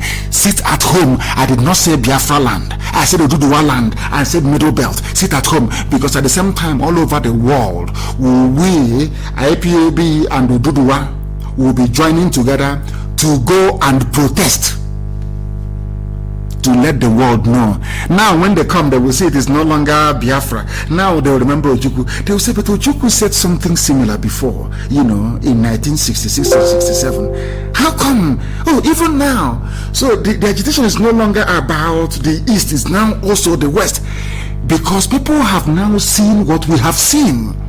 And let me also use this opportunity to ask every Middle Belt forum in the diaspora to come out as well and join us on the 1st of October. All over the world. In Nigeria, we are going to sit at home, but all over the world, we are going to come out. I want Middle Belt to come out with their own banner. Come out with your flag. Oduduwa will come out with their flag. Of course, the whole world knows who we are already. And now white people will be asking, has it gotten to this extent? Then we refer them to the letter from the parliamentarians in England to the Secretary General of Commonwealth, highlighting what is happening in the zoo. If you don't stand up to say you're somewhere, nobody is going to quote you that you're there. This is something you need to fix in your skull. Proscribed, secessionist. So what did Britain find when they came to us? They found Biafra. Is that not correct? Because we have the treaties they signed with Biafra. That is the name. Britain had a consular general to the right of Biafra even before Lugard came. I don't understand people. I don't understand how blacks reason. This idiot in Abuja is writing, proscribed, seceding from what? Biafra existed before Nigeria did. How can the Biafra secede from Nigeria? I can't for the life of me understand how black people reason. I don't know. God knows. Now, who created Nigeria? Britain. Go and ask Britain. Do a bit of research. Go through their archives and ask yourself this very simple question. Ask yourself this very simple question. Did Britain ever send an emissary to Biafra before Lugard came to create Nigeria? Yes or no? Simple question. If you can do your research, I am asking Premium Times newspaper, Janjaweed paper, online paper. If you can do your research, you will find out that Britain it was not Her Majesty, His Majesty. They had an emissary, a consul, a British diplomat was in Biafra land before Nigeria was created. Now, who is seceding from who? And please, Karamonde, let us educate them. Publish one or two of those treaties for the whole world to see. Publish it. I want it shared on my page as well. Karamonde, I want you to publish it that the world may see that Britain sent a diplomatic envoy to Biafra before Nigeria was formed. Now, who is seceding from who? Some of you idiots, you fools that went to your useless zoo schools, you come up, secession, they're seceding. Britain recognized Biafra before Nigeria was created. For your information, you zoo animals. That's why they won't debate me. I beg them. But they went on to say, they said we are not a group, we are a nation. We are a movement. We are not, Ipob is not a group, we are a movement. The largest in the whole world. We are a movement. For your information. They said that the group said it's followed credible intelligence alleging that terrorist groups Fulani terrorists are planning to slaughter people of the region who intend to celebrate. Of course they are. Of course they are. They said they don't have credible intelligence because they too are working for the terrorists. The terrorists have not told them we're going to strike the east, but we know they are coming. How do I know terrorists are coming? I will tell you today what happened what happened a few hours ago, so that you may understand. If you are planning anywhere you are, be you in the Middle Belt, be you in Yoruba land, be you in Biafra land, if you plan to let your children out on the 1st of October, prepare their burial ground, because they will die. And I will tell you why. Now listen to this headline, as if they don't know. Premium Times is saying nobody told us, because they have direct line to all the terrorist groups. They say, oh, nobody told us. Nobody told us. Nobody told us. Let me read a headline for you. School children, others fear dead in Kogi explosion. They are now targeting your children.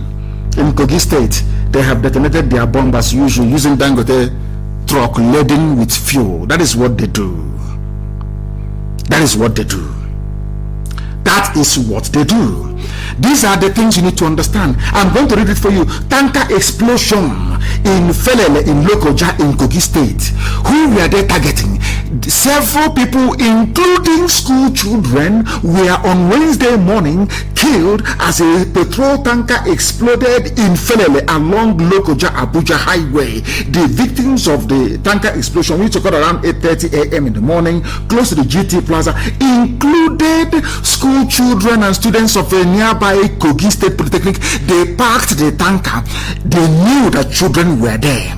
They are now tired of killing all of you in the so-called Middle Belt. They are now going after your children. They are using their favorite method, which is tanker explosion. They say, oh, it's a gas leak, it's a petrol leak, the usual garbage. And you people, as black demented monkeys in Africa, you swallow this garbage hook, line and sinker. But you can't deceive Ipob, can you? School children killed. That is what they will do to your children on the 1st of October. Premium Time is saying, oh, we didn't receive any intelligence. Did you receive intelligence before they killed these school children? It is here. It is here. School children killed. Several, including school children. That's why they packed it the same way that the Nigerian army killed us in trade fair in Festac using gravity bomb. They knew children were there.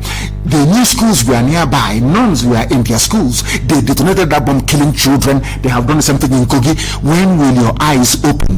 When will your ears open? You black people in the zoo called Nigeria, when will your eyes open and your skull open? You realize that Fulani have come to kill all of you. When will you people reason, I ask? When? Bring out your children now on the 1st of October. You see what happened to them. They have killed them in Kogi. They packed the tanker in a primary school. They know that children will die, and they died, as they did in Lagos. Has anyone investigated the bombing in Lagos or the one in Akure? Has anyone? The answer is no. All of you every day, Nigeria this, Nigeria that. Big brother, who won election? Who is going to vote? Who's not going to vote? You people are fools. You are fools of the highest order. Vote for me is I will turn Nigeria around. I will turn Nigeria into the Atlantic. I will turn it into the rubbish. Meanwhile, they are killing all of you. And as they are killing you, there are men in uniform advancing. There is an alert this very second. An urgent, important message is emerging. Fulani Janjaweed soldiers, these are terrorists in Nigerian army uniform. They have entered or run in Akwa Ibom State. Through our waterways, they have come with gunboats everywhere blazing. Terrorism, that is the way they operate, to terrorize innocent people. They have come. Now that Boko Haram is in the army, who is an army officer, who is a terrorist? Nobody knows anymore. Nobody knows. That is why I say you must treat anybody wearing Nigerian army uniform as a terrorist until proven otherwise. I'm telling you the truth, because you don't know who is who. They're in Oron, they're everywhere now with their boats. All Fulani, most of them from Niger, some are from Mali, some of them from Chad. You don't know who is who. Nobody knows where they come from. Nobody has a clue, because in the north there is no ID card. You can do as you please. Their borders are open. It is after where do all the foreign bandits come from, as they claim. Yet people from the south, you people are foolish. You don't reason, you don't think very well. Middle Belt has even risen up. Some of you idiots, you don't reason very well. Your brains are still not functioning. They have killed the children in Kogi. Is it in Delta that they have not killed the children? They've killed them in Kogi. The same way they killed our children in Festac. Have you all forgotten? You may have forgotten, but we have not forgotten. That is who they are. So I am telling premium times. Did you get the intel before they killed the children in Kogi? What makes you think that all the terrorist group that you Fulani people are supporting will now tell you before they carry out the attack on the 1st of October? Because it's going to happen. If you like, bring out your children, you see what happened to them. You go and bury them in the name of one stupid one Nigeria that you're older than. Your father is older than one Nigeria. You want to bring out your little child, innocent child, to go and die for something that your father is older than. You people should develop some thinking faculties. They are now in Oron. We are warning everybody in Oron, in Akwa Ibom State, that the terrorists in uniform, they have arrived. The batch they have recruited from Boko Haram and other terrorist groups, they have now arrived. They have given them Nigerian army uniform. They are now in our waters in Oron. That is to warn you, to let you understand what is happening, to let you know what is happening, that there is terrorism everywhere. Fulani is terrorizing people, killing, pillaging, taking over land, committing genocide, not from me, but from the British. Now the British have recognized it. They have now recognized it. They have now, at last, they have come to the conclusion where we have been saying from day one, that Fulani is the problem. Fulani is the problem of the zoo. Fulani is the problem. Children are now dead. So these Fulani newspapers claim that they don't know where this information are coming from. Can now see the evidence in Kogi. They packed the trailer in a primary school. They could have packed elsewhere. They packed it in a primary school, and the Polytechnic, they detonated to kill all of them. Come out to march on the 1st of October. You carry your dead child back out of your stupidity and your ignorance for the Zoological Republic. To make matters worse, and as they have said, as the British parliamentarians have recognized and acknowledged, as they have said, the army today, now they are in Oron this night as we speak, the police and the DSS are part of the wider Fulani terrorist network. That is something you people don't understand. Now you see the missing brother, you can never see him again. I've told you that before. All you hear is a picture and video. You can never see him live, never again, because he's gone. You see Buratai's army and all the idiots that work under that fool. Let me tell you something you people don't know. You see, some of you claim you went to school, and sometimes, in fact, what we are going to do is we will go down to all those schools you went to. We are going to shut all of them down. Because rather than teaching you how to reason, they made fools out of decent human beings. Do you know that the army, police, and DSS are part of the wider Fulani terrorist network? Do you know that Miyetti Allah is at the forefront of Fulani terrorism? Are you aware of that? Are some of you even knowledgeable enough to understand this? Every zoo agency is in on it. How are they in on it? Because their job is to cover up every terrorist attack. Once there is a terrorist attack, Facebook have collected their own money. Everybody is in on it. Once you're bribed, you take your money, you guys start to do the work that Fulani wants you to do. I published this on my page.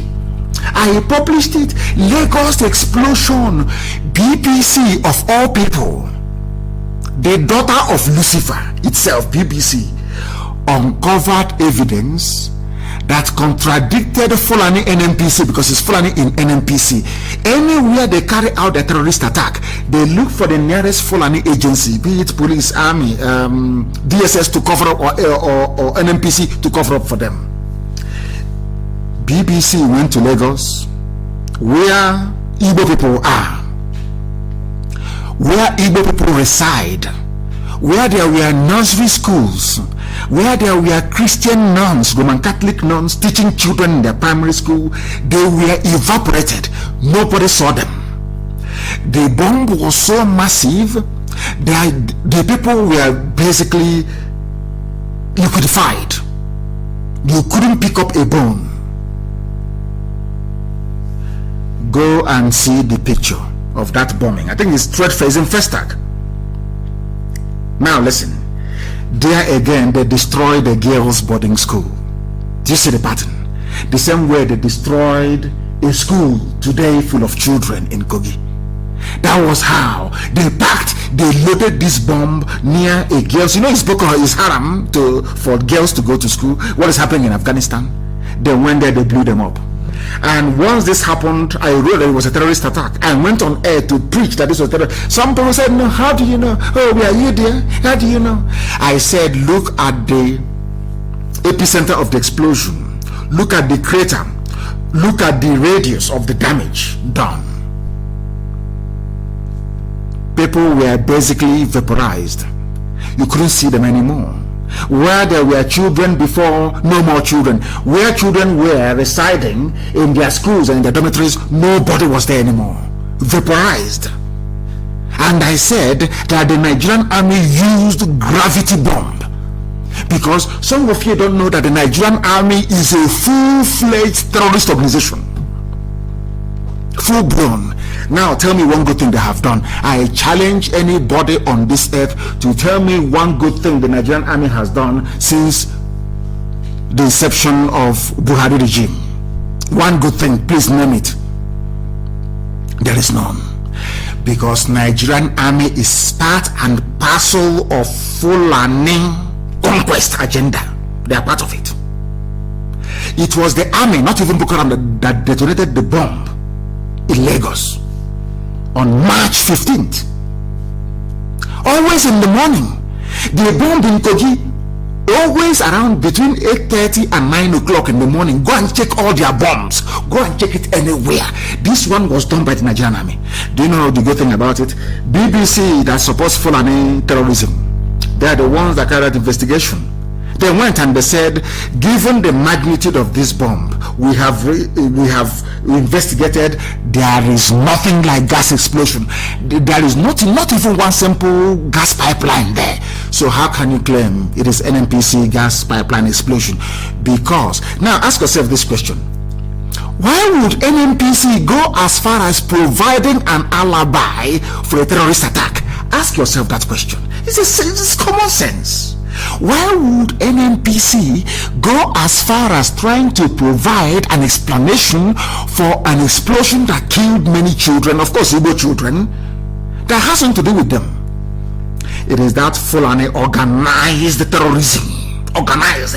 Every state department, listen carefully, every state apparatus, every state department headed by a Fulani person is part of this wider Fulani terrorist state network. Fulani is running a terrorist state. The state of Nigeria is a terrorist state. And the army is a full-fledged arm of a terrorist organization. For some of you fools that don't know, the same bomb they used in Lagos, they used in Akure. Go and check it. The same gravity bomb. Once it explodes, you don't start counting casualties because you can see them. They vaporize them. And this is the country that some people are contemplating selling arms to. The more you sell, if you're selling arms to Nigeria, it means you're selling arms to a terrorist or a highly efficient, highly organized killing machine. A terrorist state you're selling arms to. That's what we must preach.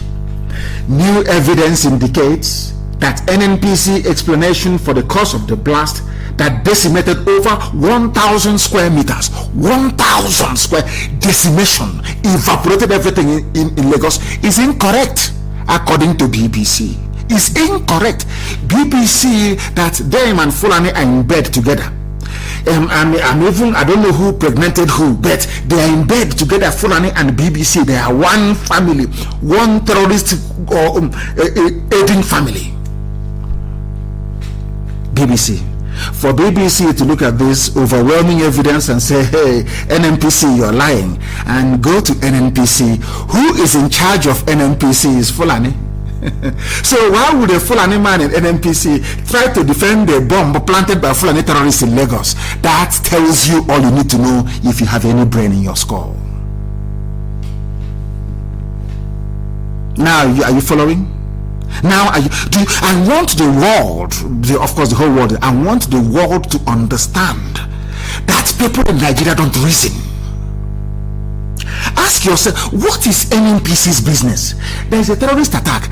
What is NNPC doing? Providing explanation. To tell you that every organization headed by Fulani is part of this terrorist conspiracy to terrorize all of you into submission. The Middle Belt should be grateful that somebody like Danjuma is still alive, at least to speak.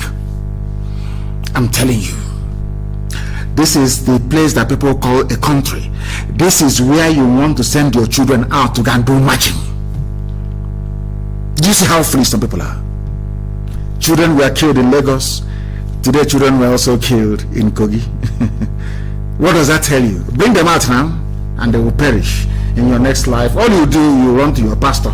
You'll be crying, Pastor, I don't have any more children. My children are dead. The pastor will tell you, but first of all, bring your tithe and come and sow seed so that God can bless the womb of your wife to give more birth, to give birth to more children. Now you understand it, don't you? Now you are following it, don't you? I want the world to understand what human beings are facing in Nigeria. You people don't know what you're suffering from. Your afflictions and your pains, you don't know where it's multifaceted. You don't know where it's coming from. Facebook has got their own money. Facebook, they have their own cash with new office in Lagos, all paid for with money from oil and gas from Biafra land. And they are against Biafra. The same old pattern, the same old story. But we are defeating them because they are children of darkness. We are prevailing over them. Every blessed day, the same news. 3 killed, residents flee as soldiers raid a community in River State. I want to ask you a question.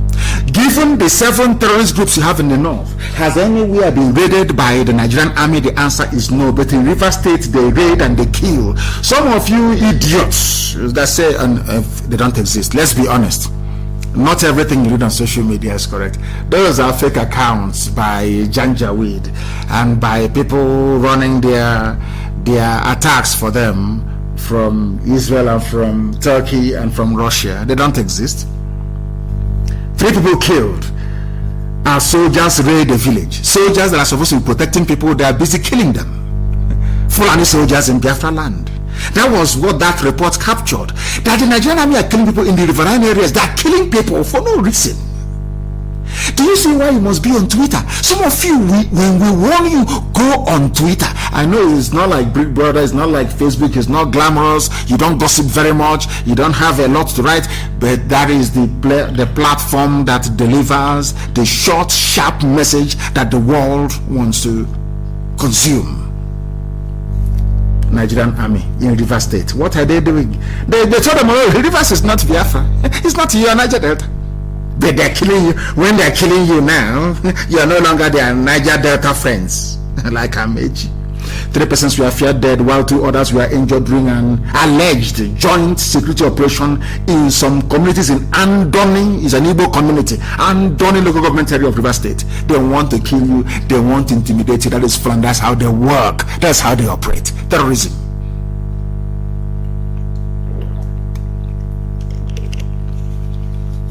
Our correspondent gathered that the joint security raid comprised of the police, the military, and members of local security outfit.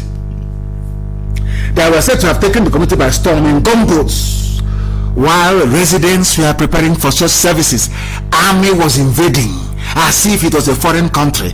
This is people that have a constitution that says that the army is there to protect the external borders of Nigeria. But here they are in Andoni, killing and shooting people. Andoni is an Igbo village. Andoni is an Igbo village. But they moved Andoni into rivers and made them Niger Delta. Do you understand? And today they have come to kill in our land.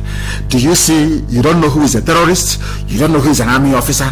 All of them kill innocent civilians. All of them. That's what they do. And that is why they will find things difficult from us. They will find things very, very difficult from us. They will find things extremely difficult from us. Very, very difficult. We are live and we are direct. And Elohim Chukwukikabiam is bearing us witness that everything we say here is the truth. The whole truth and nothing but the truth. You cannot suppress it. You cannot suppress it. You can never ever suppress it. Not now, not tomorrow, not ever. It's very, very sad indeed. Has the news finished? No. As the army are busy killing people in Andoni with military uniform, so are the real armed headers Fulani invading Governor Autumn's village in Benue and killing people. Now listen to this, please. Listen to it. Who are invading communities in the south? Uniformed terrorists. They're wearing army uniform. Terrorists and police. But the real Fulani Janjaweed are in Benue slaughtering people. And you want them to come out on the 1st of October to celebrate what, I ask?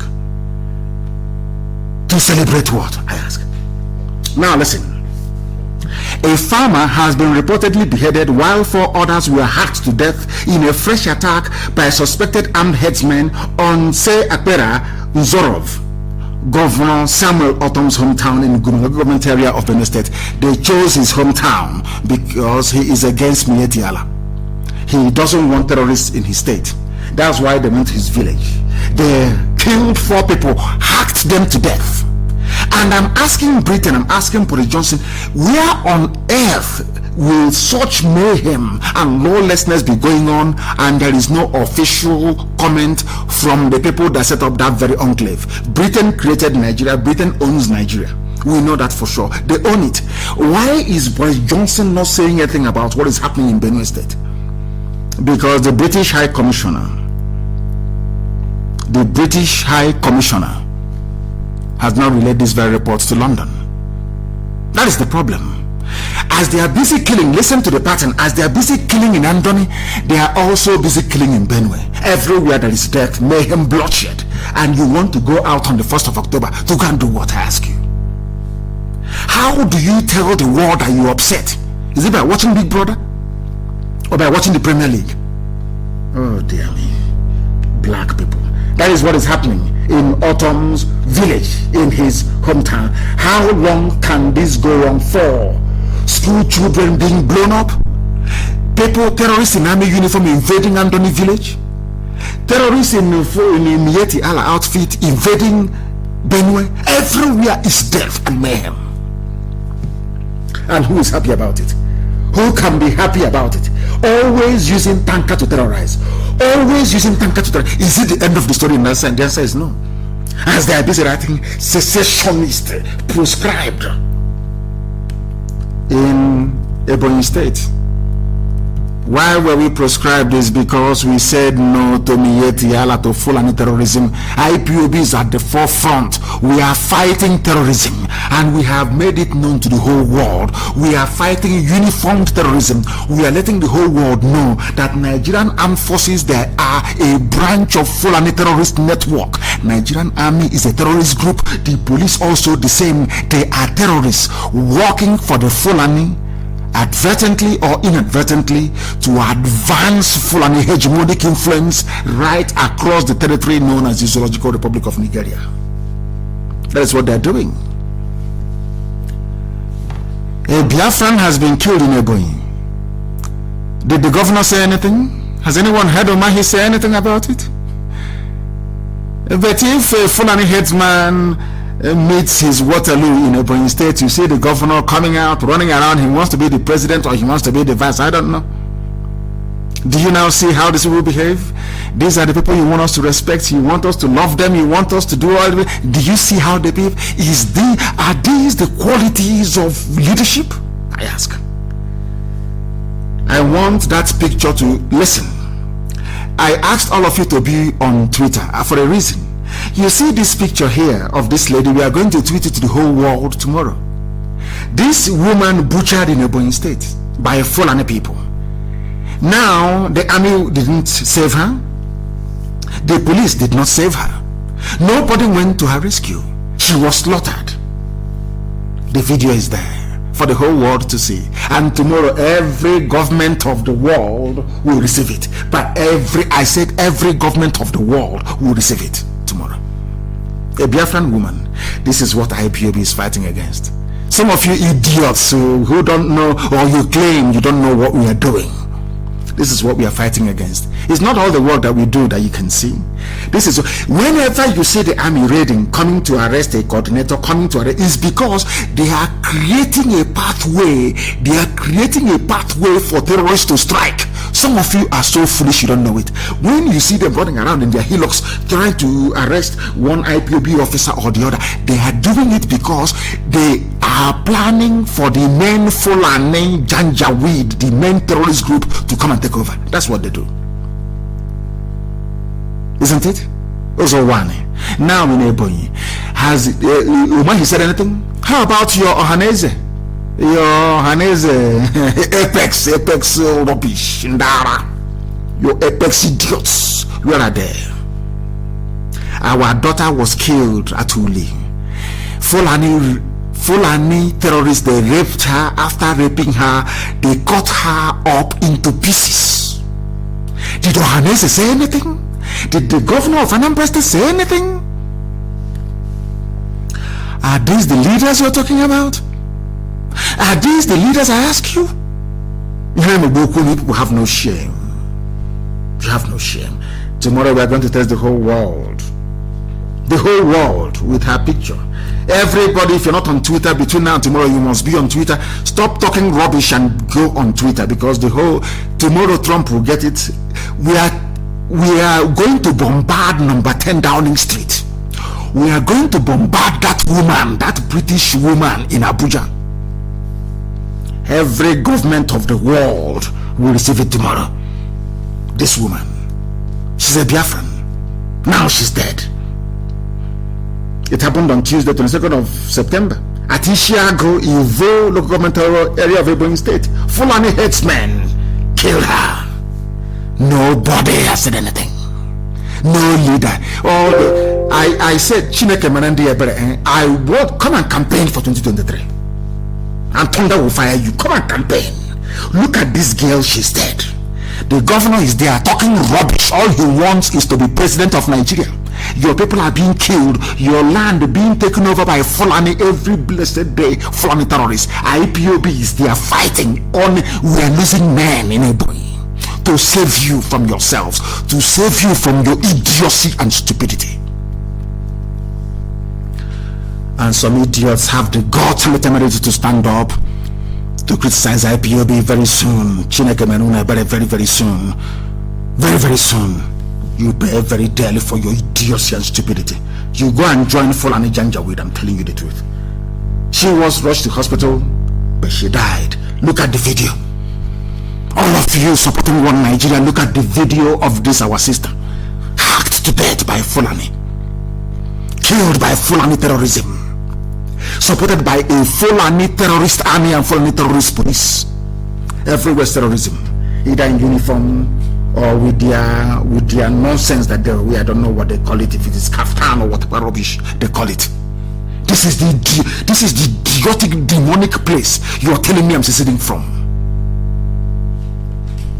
Mad people everywhere. For how long are we going to endure this?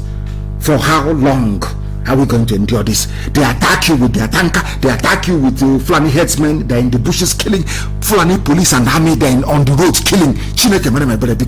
God have mercy on these people. Everywhere is death. Everywhere is death. Anywhere you see death, there must be hand of Fulani in it. The Fulani is in it, and all of you tolerate them. All of you condone them. Lord have mercy upon your wretched souls. People are dying everywhere. Butchered in broad daylight.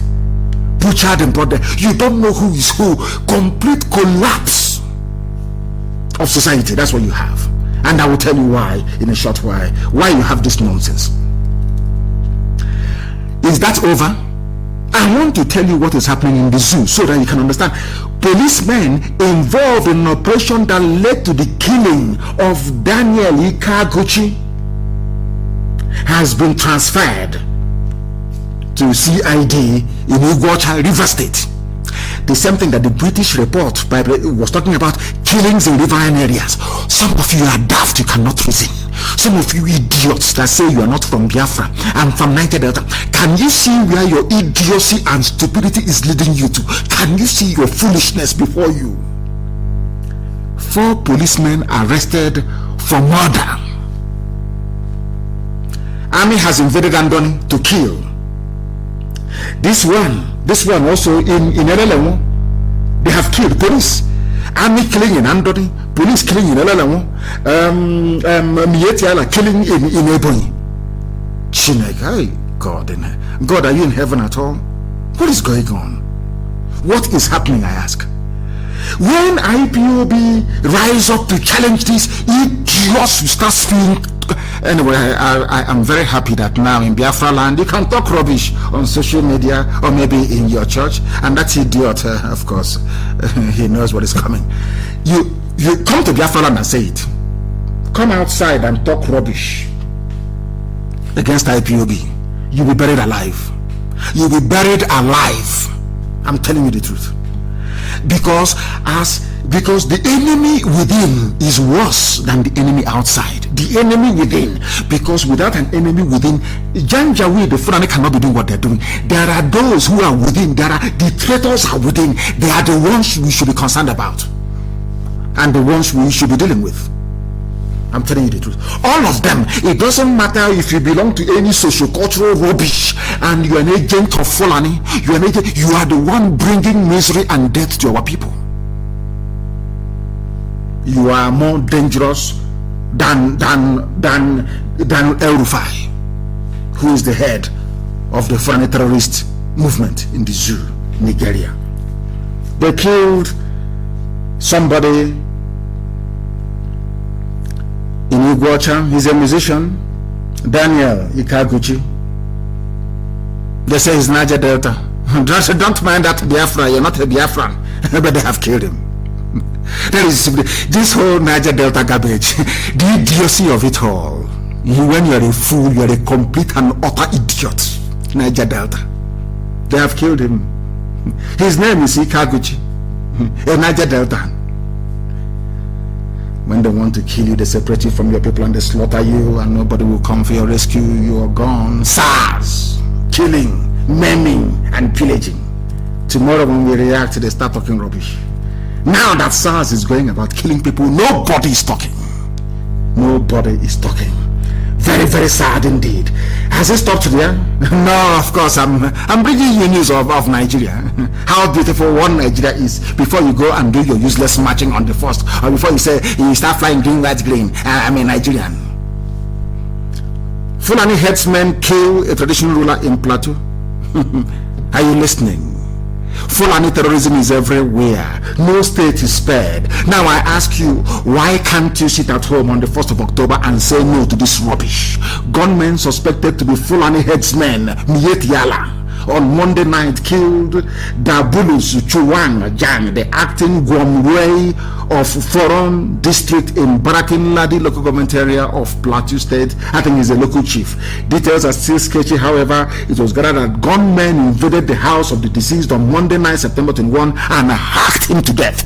Fulani killed him. All of you are there talking about Fulani presidency. It's possible. Oh, Tambuwal, he wants to take the governor of Enugu State to be his running mate. He wants to take Umahi. You people are arrogant. God in heaven, are you sure you are the one that created these people? They killed a traditional ruler in Plateau. Everywhere. I said, go and look at all the killings. Go and look at it. All the heinous killings. You see Fulani thumbprints on all of them. Tomorrow you say you're in one Nigeria. They need your one Nigeria to conquer you, to emasculate you, to strangle you. As you're shouting one Nigeria, green, white, green, you're dying. Your village is dying. Your mothers are being raped. Your daughters are being abducted as you foolishly mouth your garbage, one Nigeria. Is that very clear? Mokoko, that have no brain. Very, very, very, very sad indeed. Very, very sad indeed. Traditional ruler killed. And now, For the final confirmation, I want it, the final confirmation, if any is needed, that DSS, Army and Police, I am accusing them tonight, they are the front line of foreign terrorism. Your uncle, your brother, your sister, your friend may be working for Nigerian Army, Police, or whatever without knowing it. But I'm telling you that they are aiding and abetting foreign terrorism. And now let me tell you why. DSS, the same DSS, have asked a journalist, Masara Kim, to retract a publication exposing plans by headsmen to attack Plateau communities. That is after that man has been killed. This very journalist, his name is Masara Kim, he broke a story revealing the meetings held by Fulani groups in the state to purchase weapons and resume hostilities on farming villages. DSS, the same DSS that used to invite our good brother Mailafia, Obadiah Mailafia, remember, for saying the truth. Every time Obadiah Mailafia come, a journalist have, instead of them to invite the Miyetti Allah terrorists in Plateau, they now said to the journalist, you must withdraw that publication before the villages are attacked. DSS is working as part of the Fulani terrorist front. Wherever you see DSS, they are part of the Fulani terrorist. Wherever you see a soldier, any army person that you see, regardless of where he or she comes from, they are part of the terrorist agenda. The same thing with the police. They are part of the wider Fulani terrorist agenda. They are serving Fulani terrorist interest. How can a journalist, based on credible information he obtained, published an article in a constitution that allows you freedom of speech? They invited him and asked him to withdraw the publication because they don't want to reveal that their men are going to attack farming villages.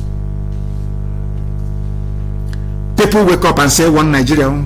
In that same Jos that day, this Jos, Plateau State, on the 1st of October, you will see them going, one Nigeria, we are our Independence Day, Nigeria is 62. Idiots, fools. The more you talk about one Nigeria, the more you are aiding and abating Fulani conquest of your town. Because despite how much Obasanjo claims he loves Nigeria, Obasanjo cannot defend you. Never defend you.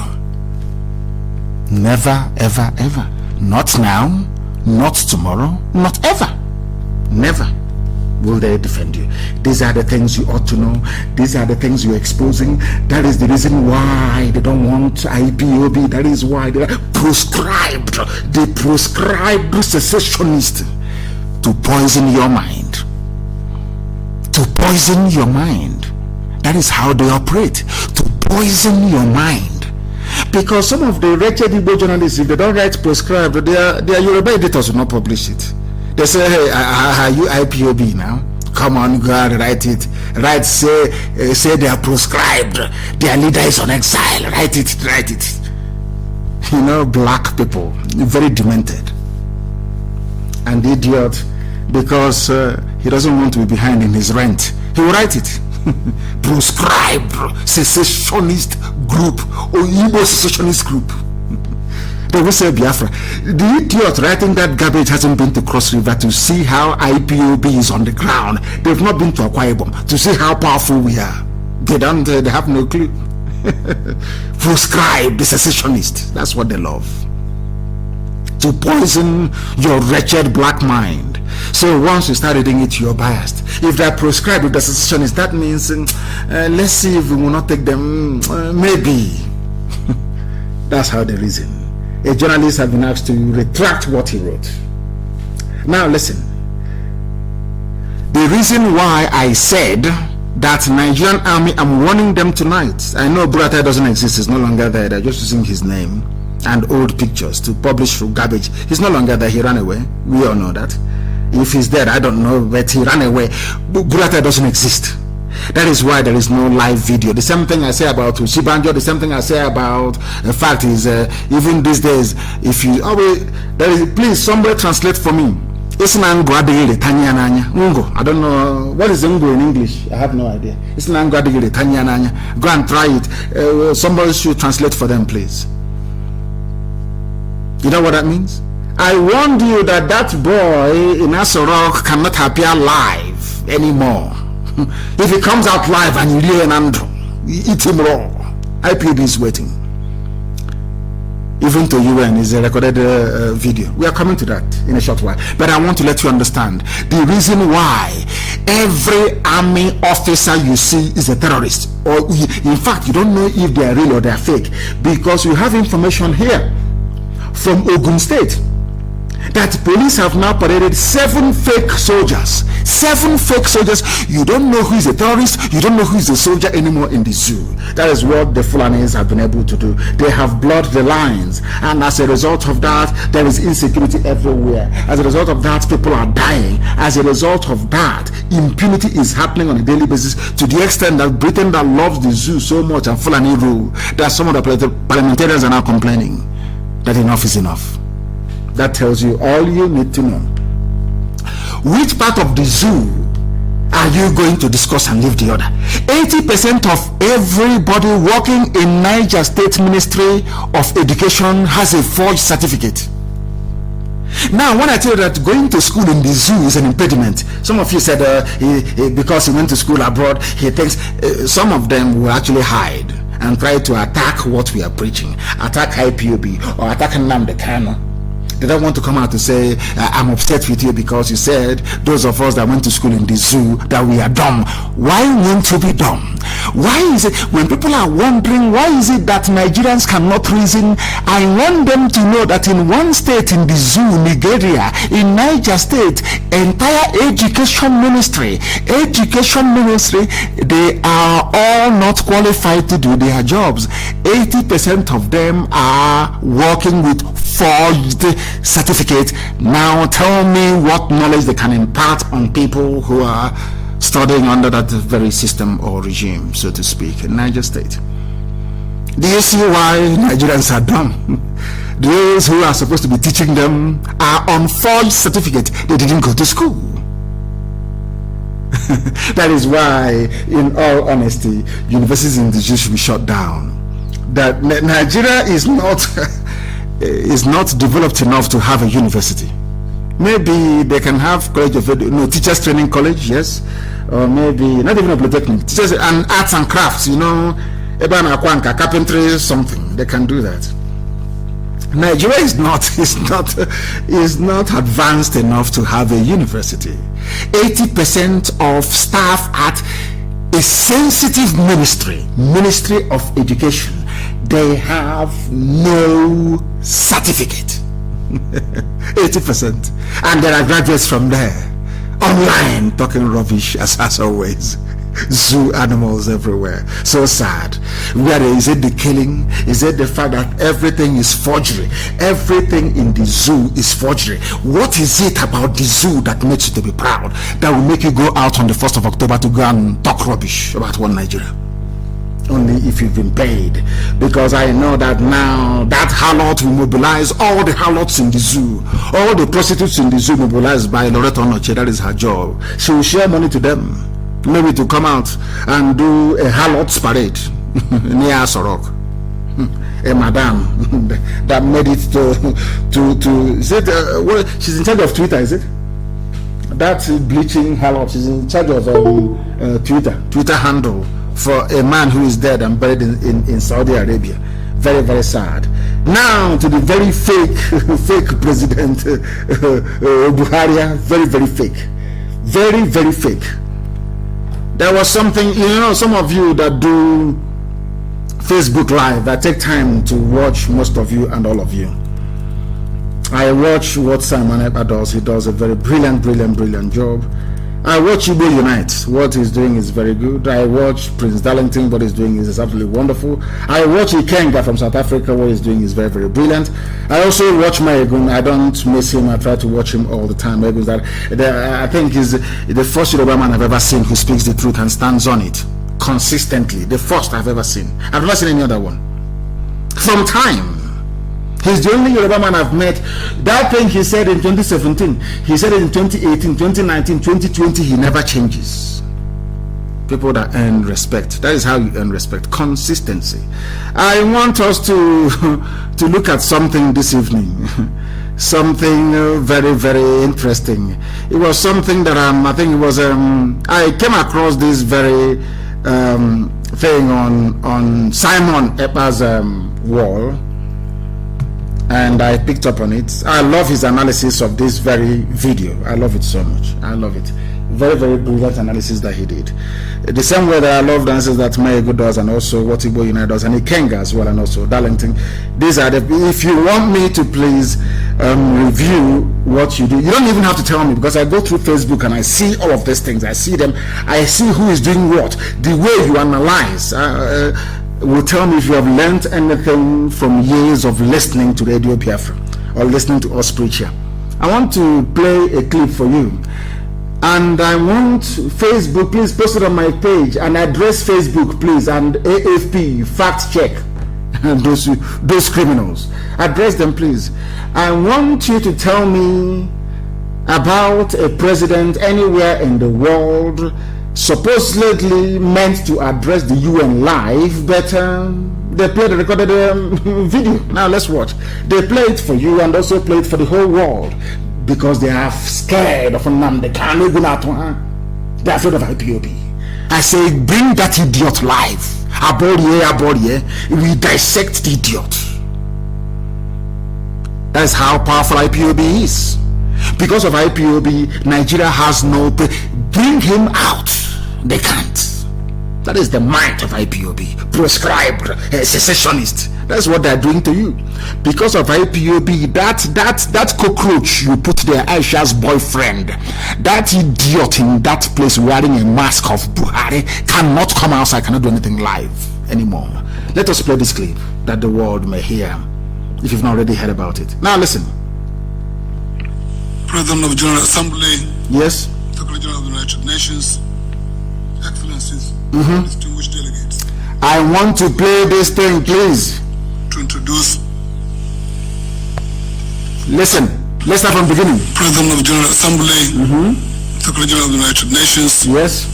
Excellencies, distinguished delegates. Yes. It's my honor and privilege to introduce a pre-recorded statement from President Muhammad Buhari of the Republic of Nigeria. Listen. President of the General Assembly. President of General Assembly. Secretary General of the United Nations. UN. Excellencies. Distinguished delegates. Yes, delegates. It's my honor and privilege to introduce a pre-recorded statement from President Muhammad Buhari.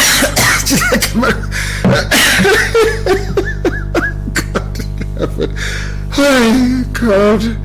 COVID-19, they claim, prevented him from traveling to New York to address the UN. Every head of state in the world addressed the UN. But when it came to the turn of the Zoological Republic Nigeria, their president offered a pre-recorded Shoinka called him a ghost. Pre-recorded video to the chairman, to the president of the General Assembly of the United Nations. Pre-recorded video. And I want to ask Chineke, God, are you sure you created these Nigerians? I want to ask, is it the same God that made other people that created these animals in the zoo? Your president, and you claim you have a president, a young boy who is alive, he cannot address the world live because of fear of IPOB. And then Nnamdi Kanu, bring him out live now. We have technology that is superior to yours. We will simply pinpoint all the faults in the idiot, and the world, you think the world doesn't know, the whole world knows. Some of you idiots, President Buhari, this Buhari. No, because we used to castigate them. It is no longer presidency, it's now Buhari. Come out and talk. Pre-recorded presidency. Pre-recorded from the time that Buhari was alive, before he died in January of 2017 in London and was flown to Saudi Arabia. We have the flight paths. Don't you know that? Presidential jet left with the idiot's corpse to Saudi Arabia, where he was buried. And since then, bring out your president. Let him come and address the people live and answer questions. No, and you claim you have a president. Intelligentsia, intellectuals, umwokoko everywhere, idiots everywhere, baboons all over the place. Very, very sad indeed. That is the reason why we must sit at home. Because anybody preaching unity or one Nigeria to you is your enemy. Anybody preaching one Nigeria to you, anybody who comes to you and talks about one Nigeria, know that that person is your greatest enemy in life.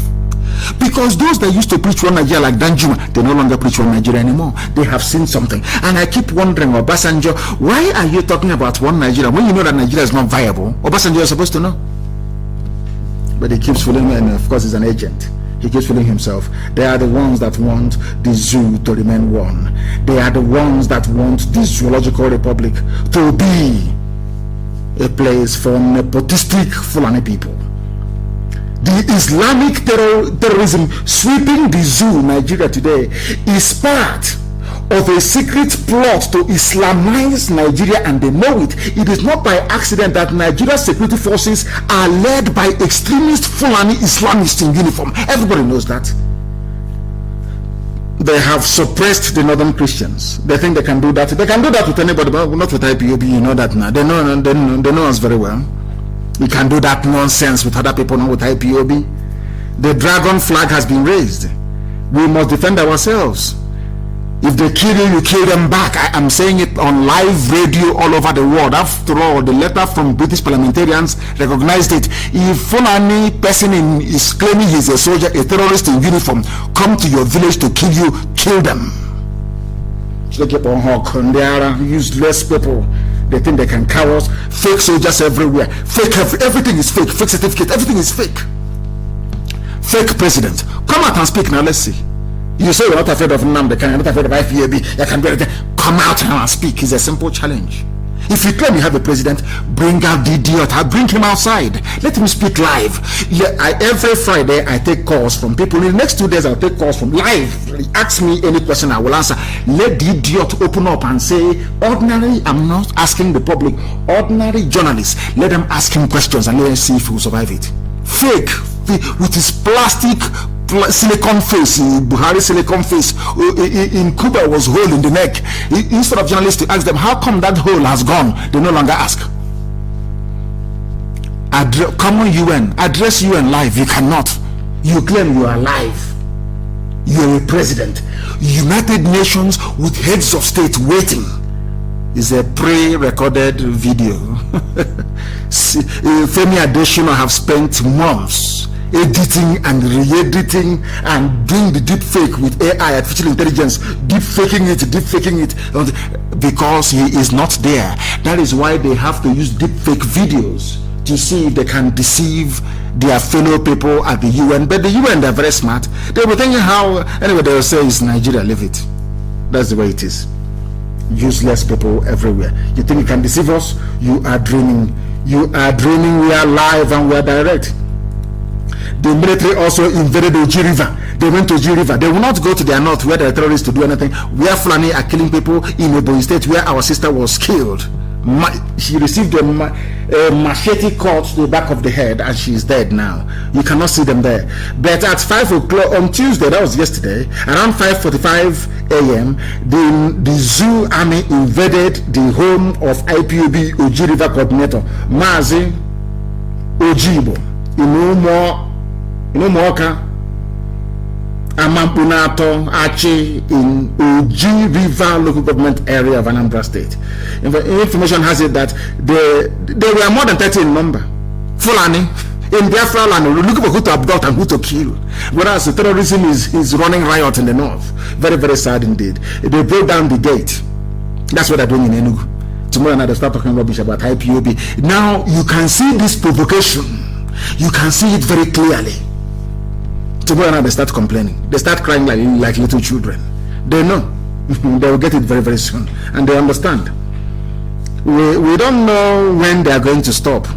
But now we are letting the world know that we don't know who a Nigerian soldier is and who a terrorist is, because they are bringing terrorists into the army. So we are now going to treat every soldier in our land as a terrorist. Every soldier in Biafra land is a terrorist.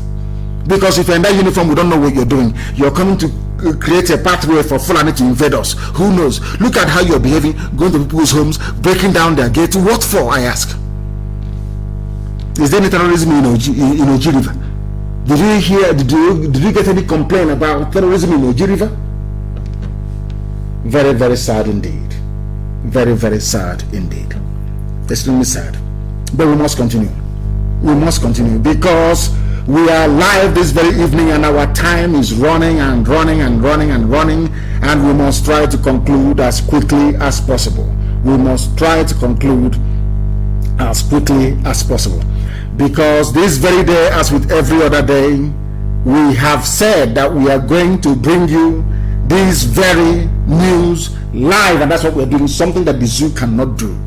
Something, let the person they claim is Buhari, bring him out. Bring him out, let us see. Bring him out, let us see. Not like Afenifan or Haneze. Every time we no go agree or we no go agree. That's all they say. They write a press release.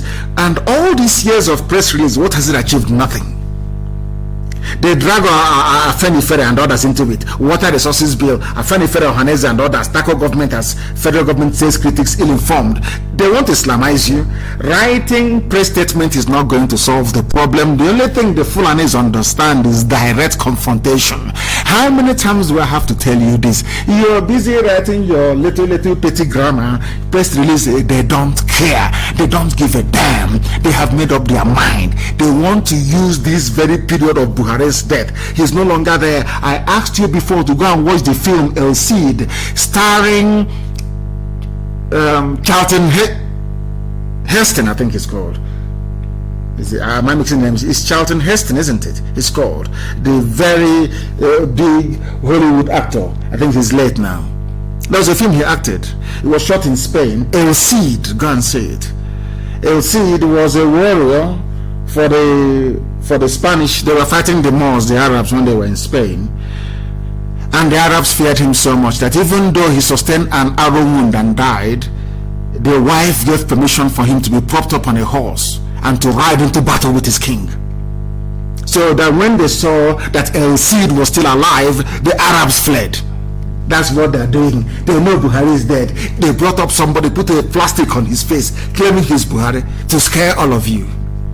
And you are all truly scared, isn't it?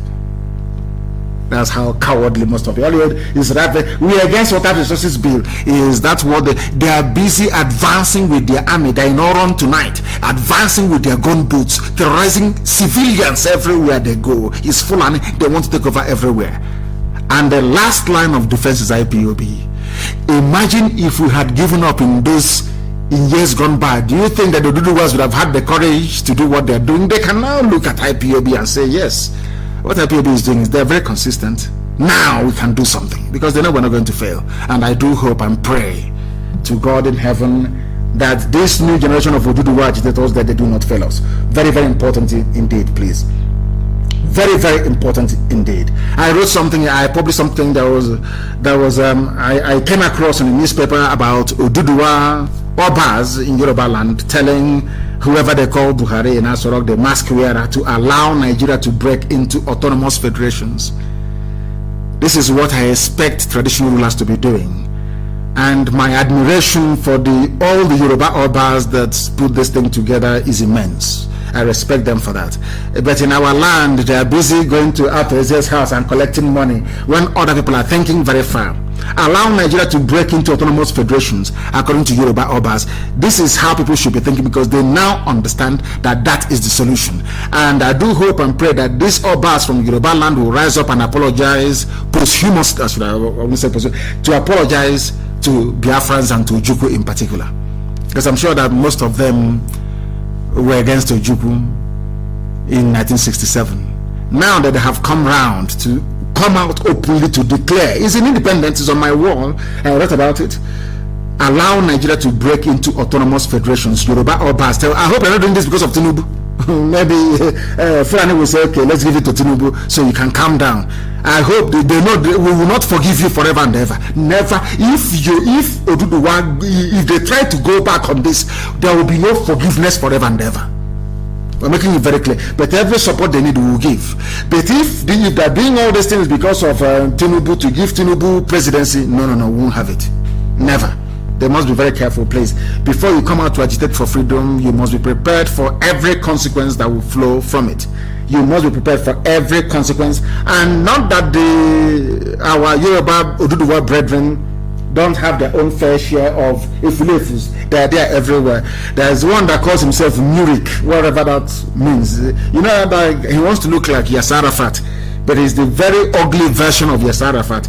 He wears that, is it kafke they call it, that thing they wear on the head, the Arabs wear. He is a Yoruba man, but he's an unfortunate Arab. He said the Muslim rights concern has told protagonists of the proposed Oduduwa Republic to stop using fake Islamic organizations to camouflage as Muslims. There are, Ifulefus everywhere. I thought the lives of Joe Ibukwe is only confined to our land. I don't know, they also have them. This is another Joe Ibukwe of Yoruba land. The director of Murik, Professor Ishak Akintola. This is the idiot that cannot lead the prayer in the north. You see him there trying to claim Islamic. This fool, if he goes to the north, cannot lead the Juma prayer on Friday. He cannot. They cannot allow him. Because they don't see him as a genuine Muslim. They see him as somebody who is two-faced. He is there trying to scuttle Yoruba freedom.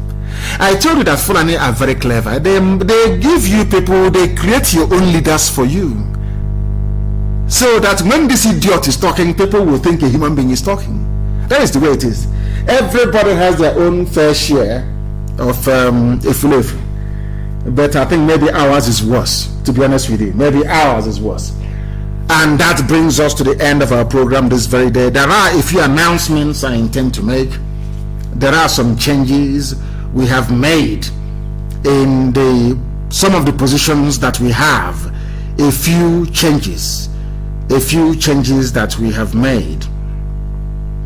Karamonde said that the stuff I want her to publish is in Latin. Hey, so that she needs to work on it. But we're going to, I will release the papers for you. We have them. Treaty. After releasing that paper, let me see the idiot again that will write rubbish, secessionist. Anyway, of course you write it because some of you didn't go to school. Some of you are very, very dumb. That is why you write it, because you have no sense of reference. You don't reference anything. You don't reference anything at all. We have discussed Uji River, and there are some announcements to be made, please. Very, very important. 18 Jeremiah Udofia, which is Udofia is an Igbo name. 18, of course, is a Ibibio, Efik, or Anang. 18 Jeremiah Udofia is our coordinator for the Western region, Western coordinator.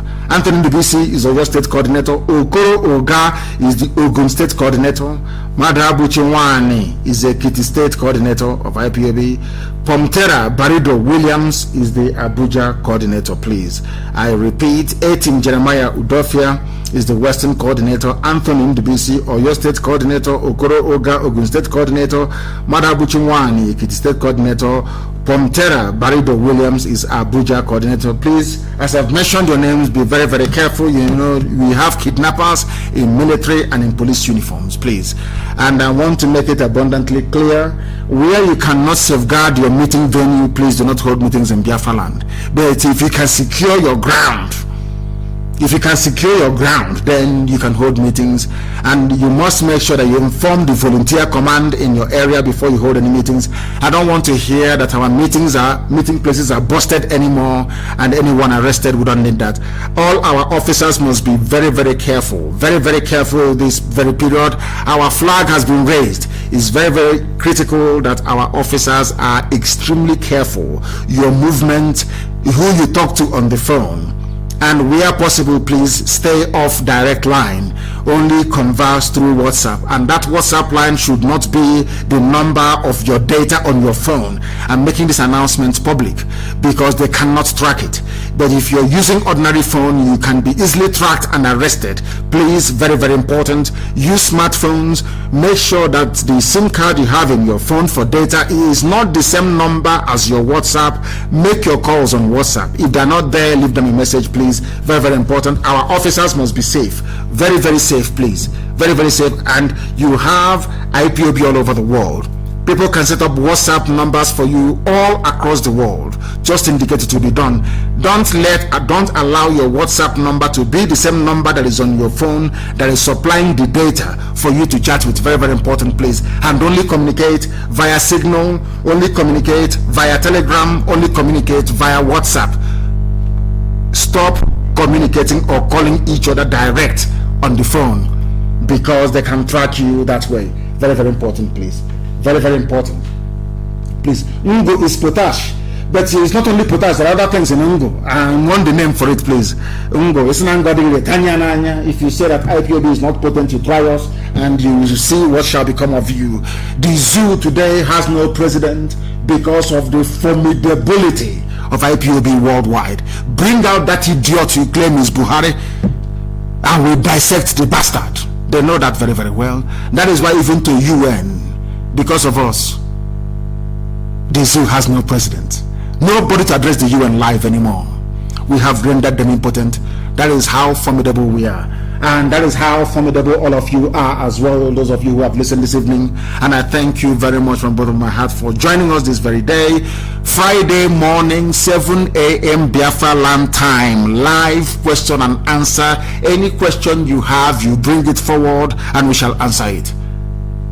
Once again, I thank you very much for listening. And for those who do not know, those who cannot fathom our fanaticism about Biafra, I want you to know this very evening, morning, afternoon, or night, depending on where you are, that to us, Biafra is not just a nation, it is not just a country worth fighting for. To us, Biafra is our religion. If you ask me, what is your religion? I tell you Biafra. Here on radio, Biafra is where we worship, because here is our temple, the temple of truth, dedicated to the Most High. Because Elohim Chukwokika is our God. From me, from here, with every love in my heart, good evening.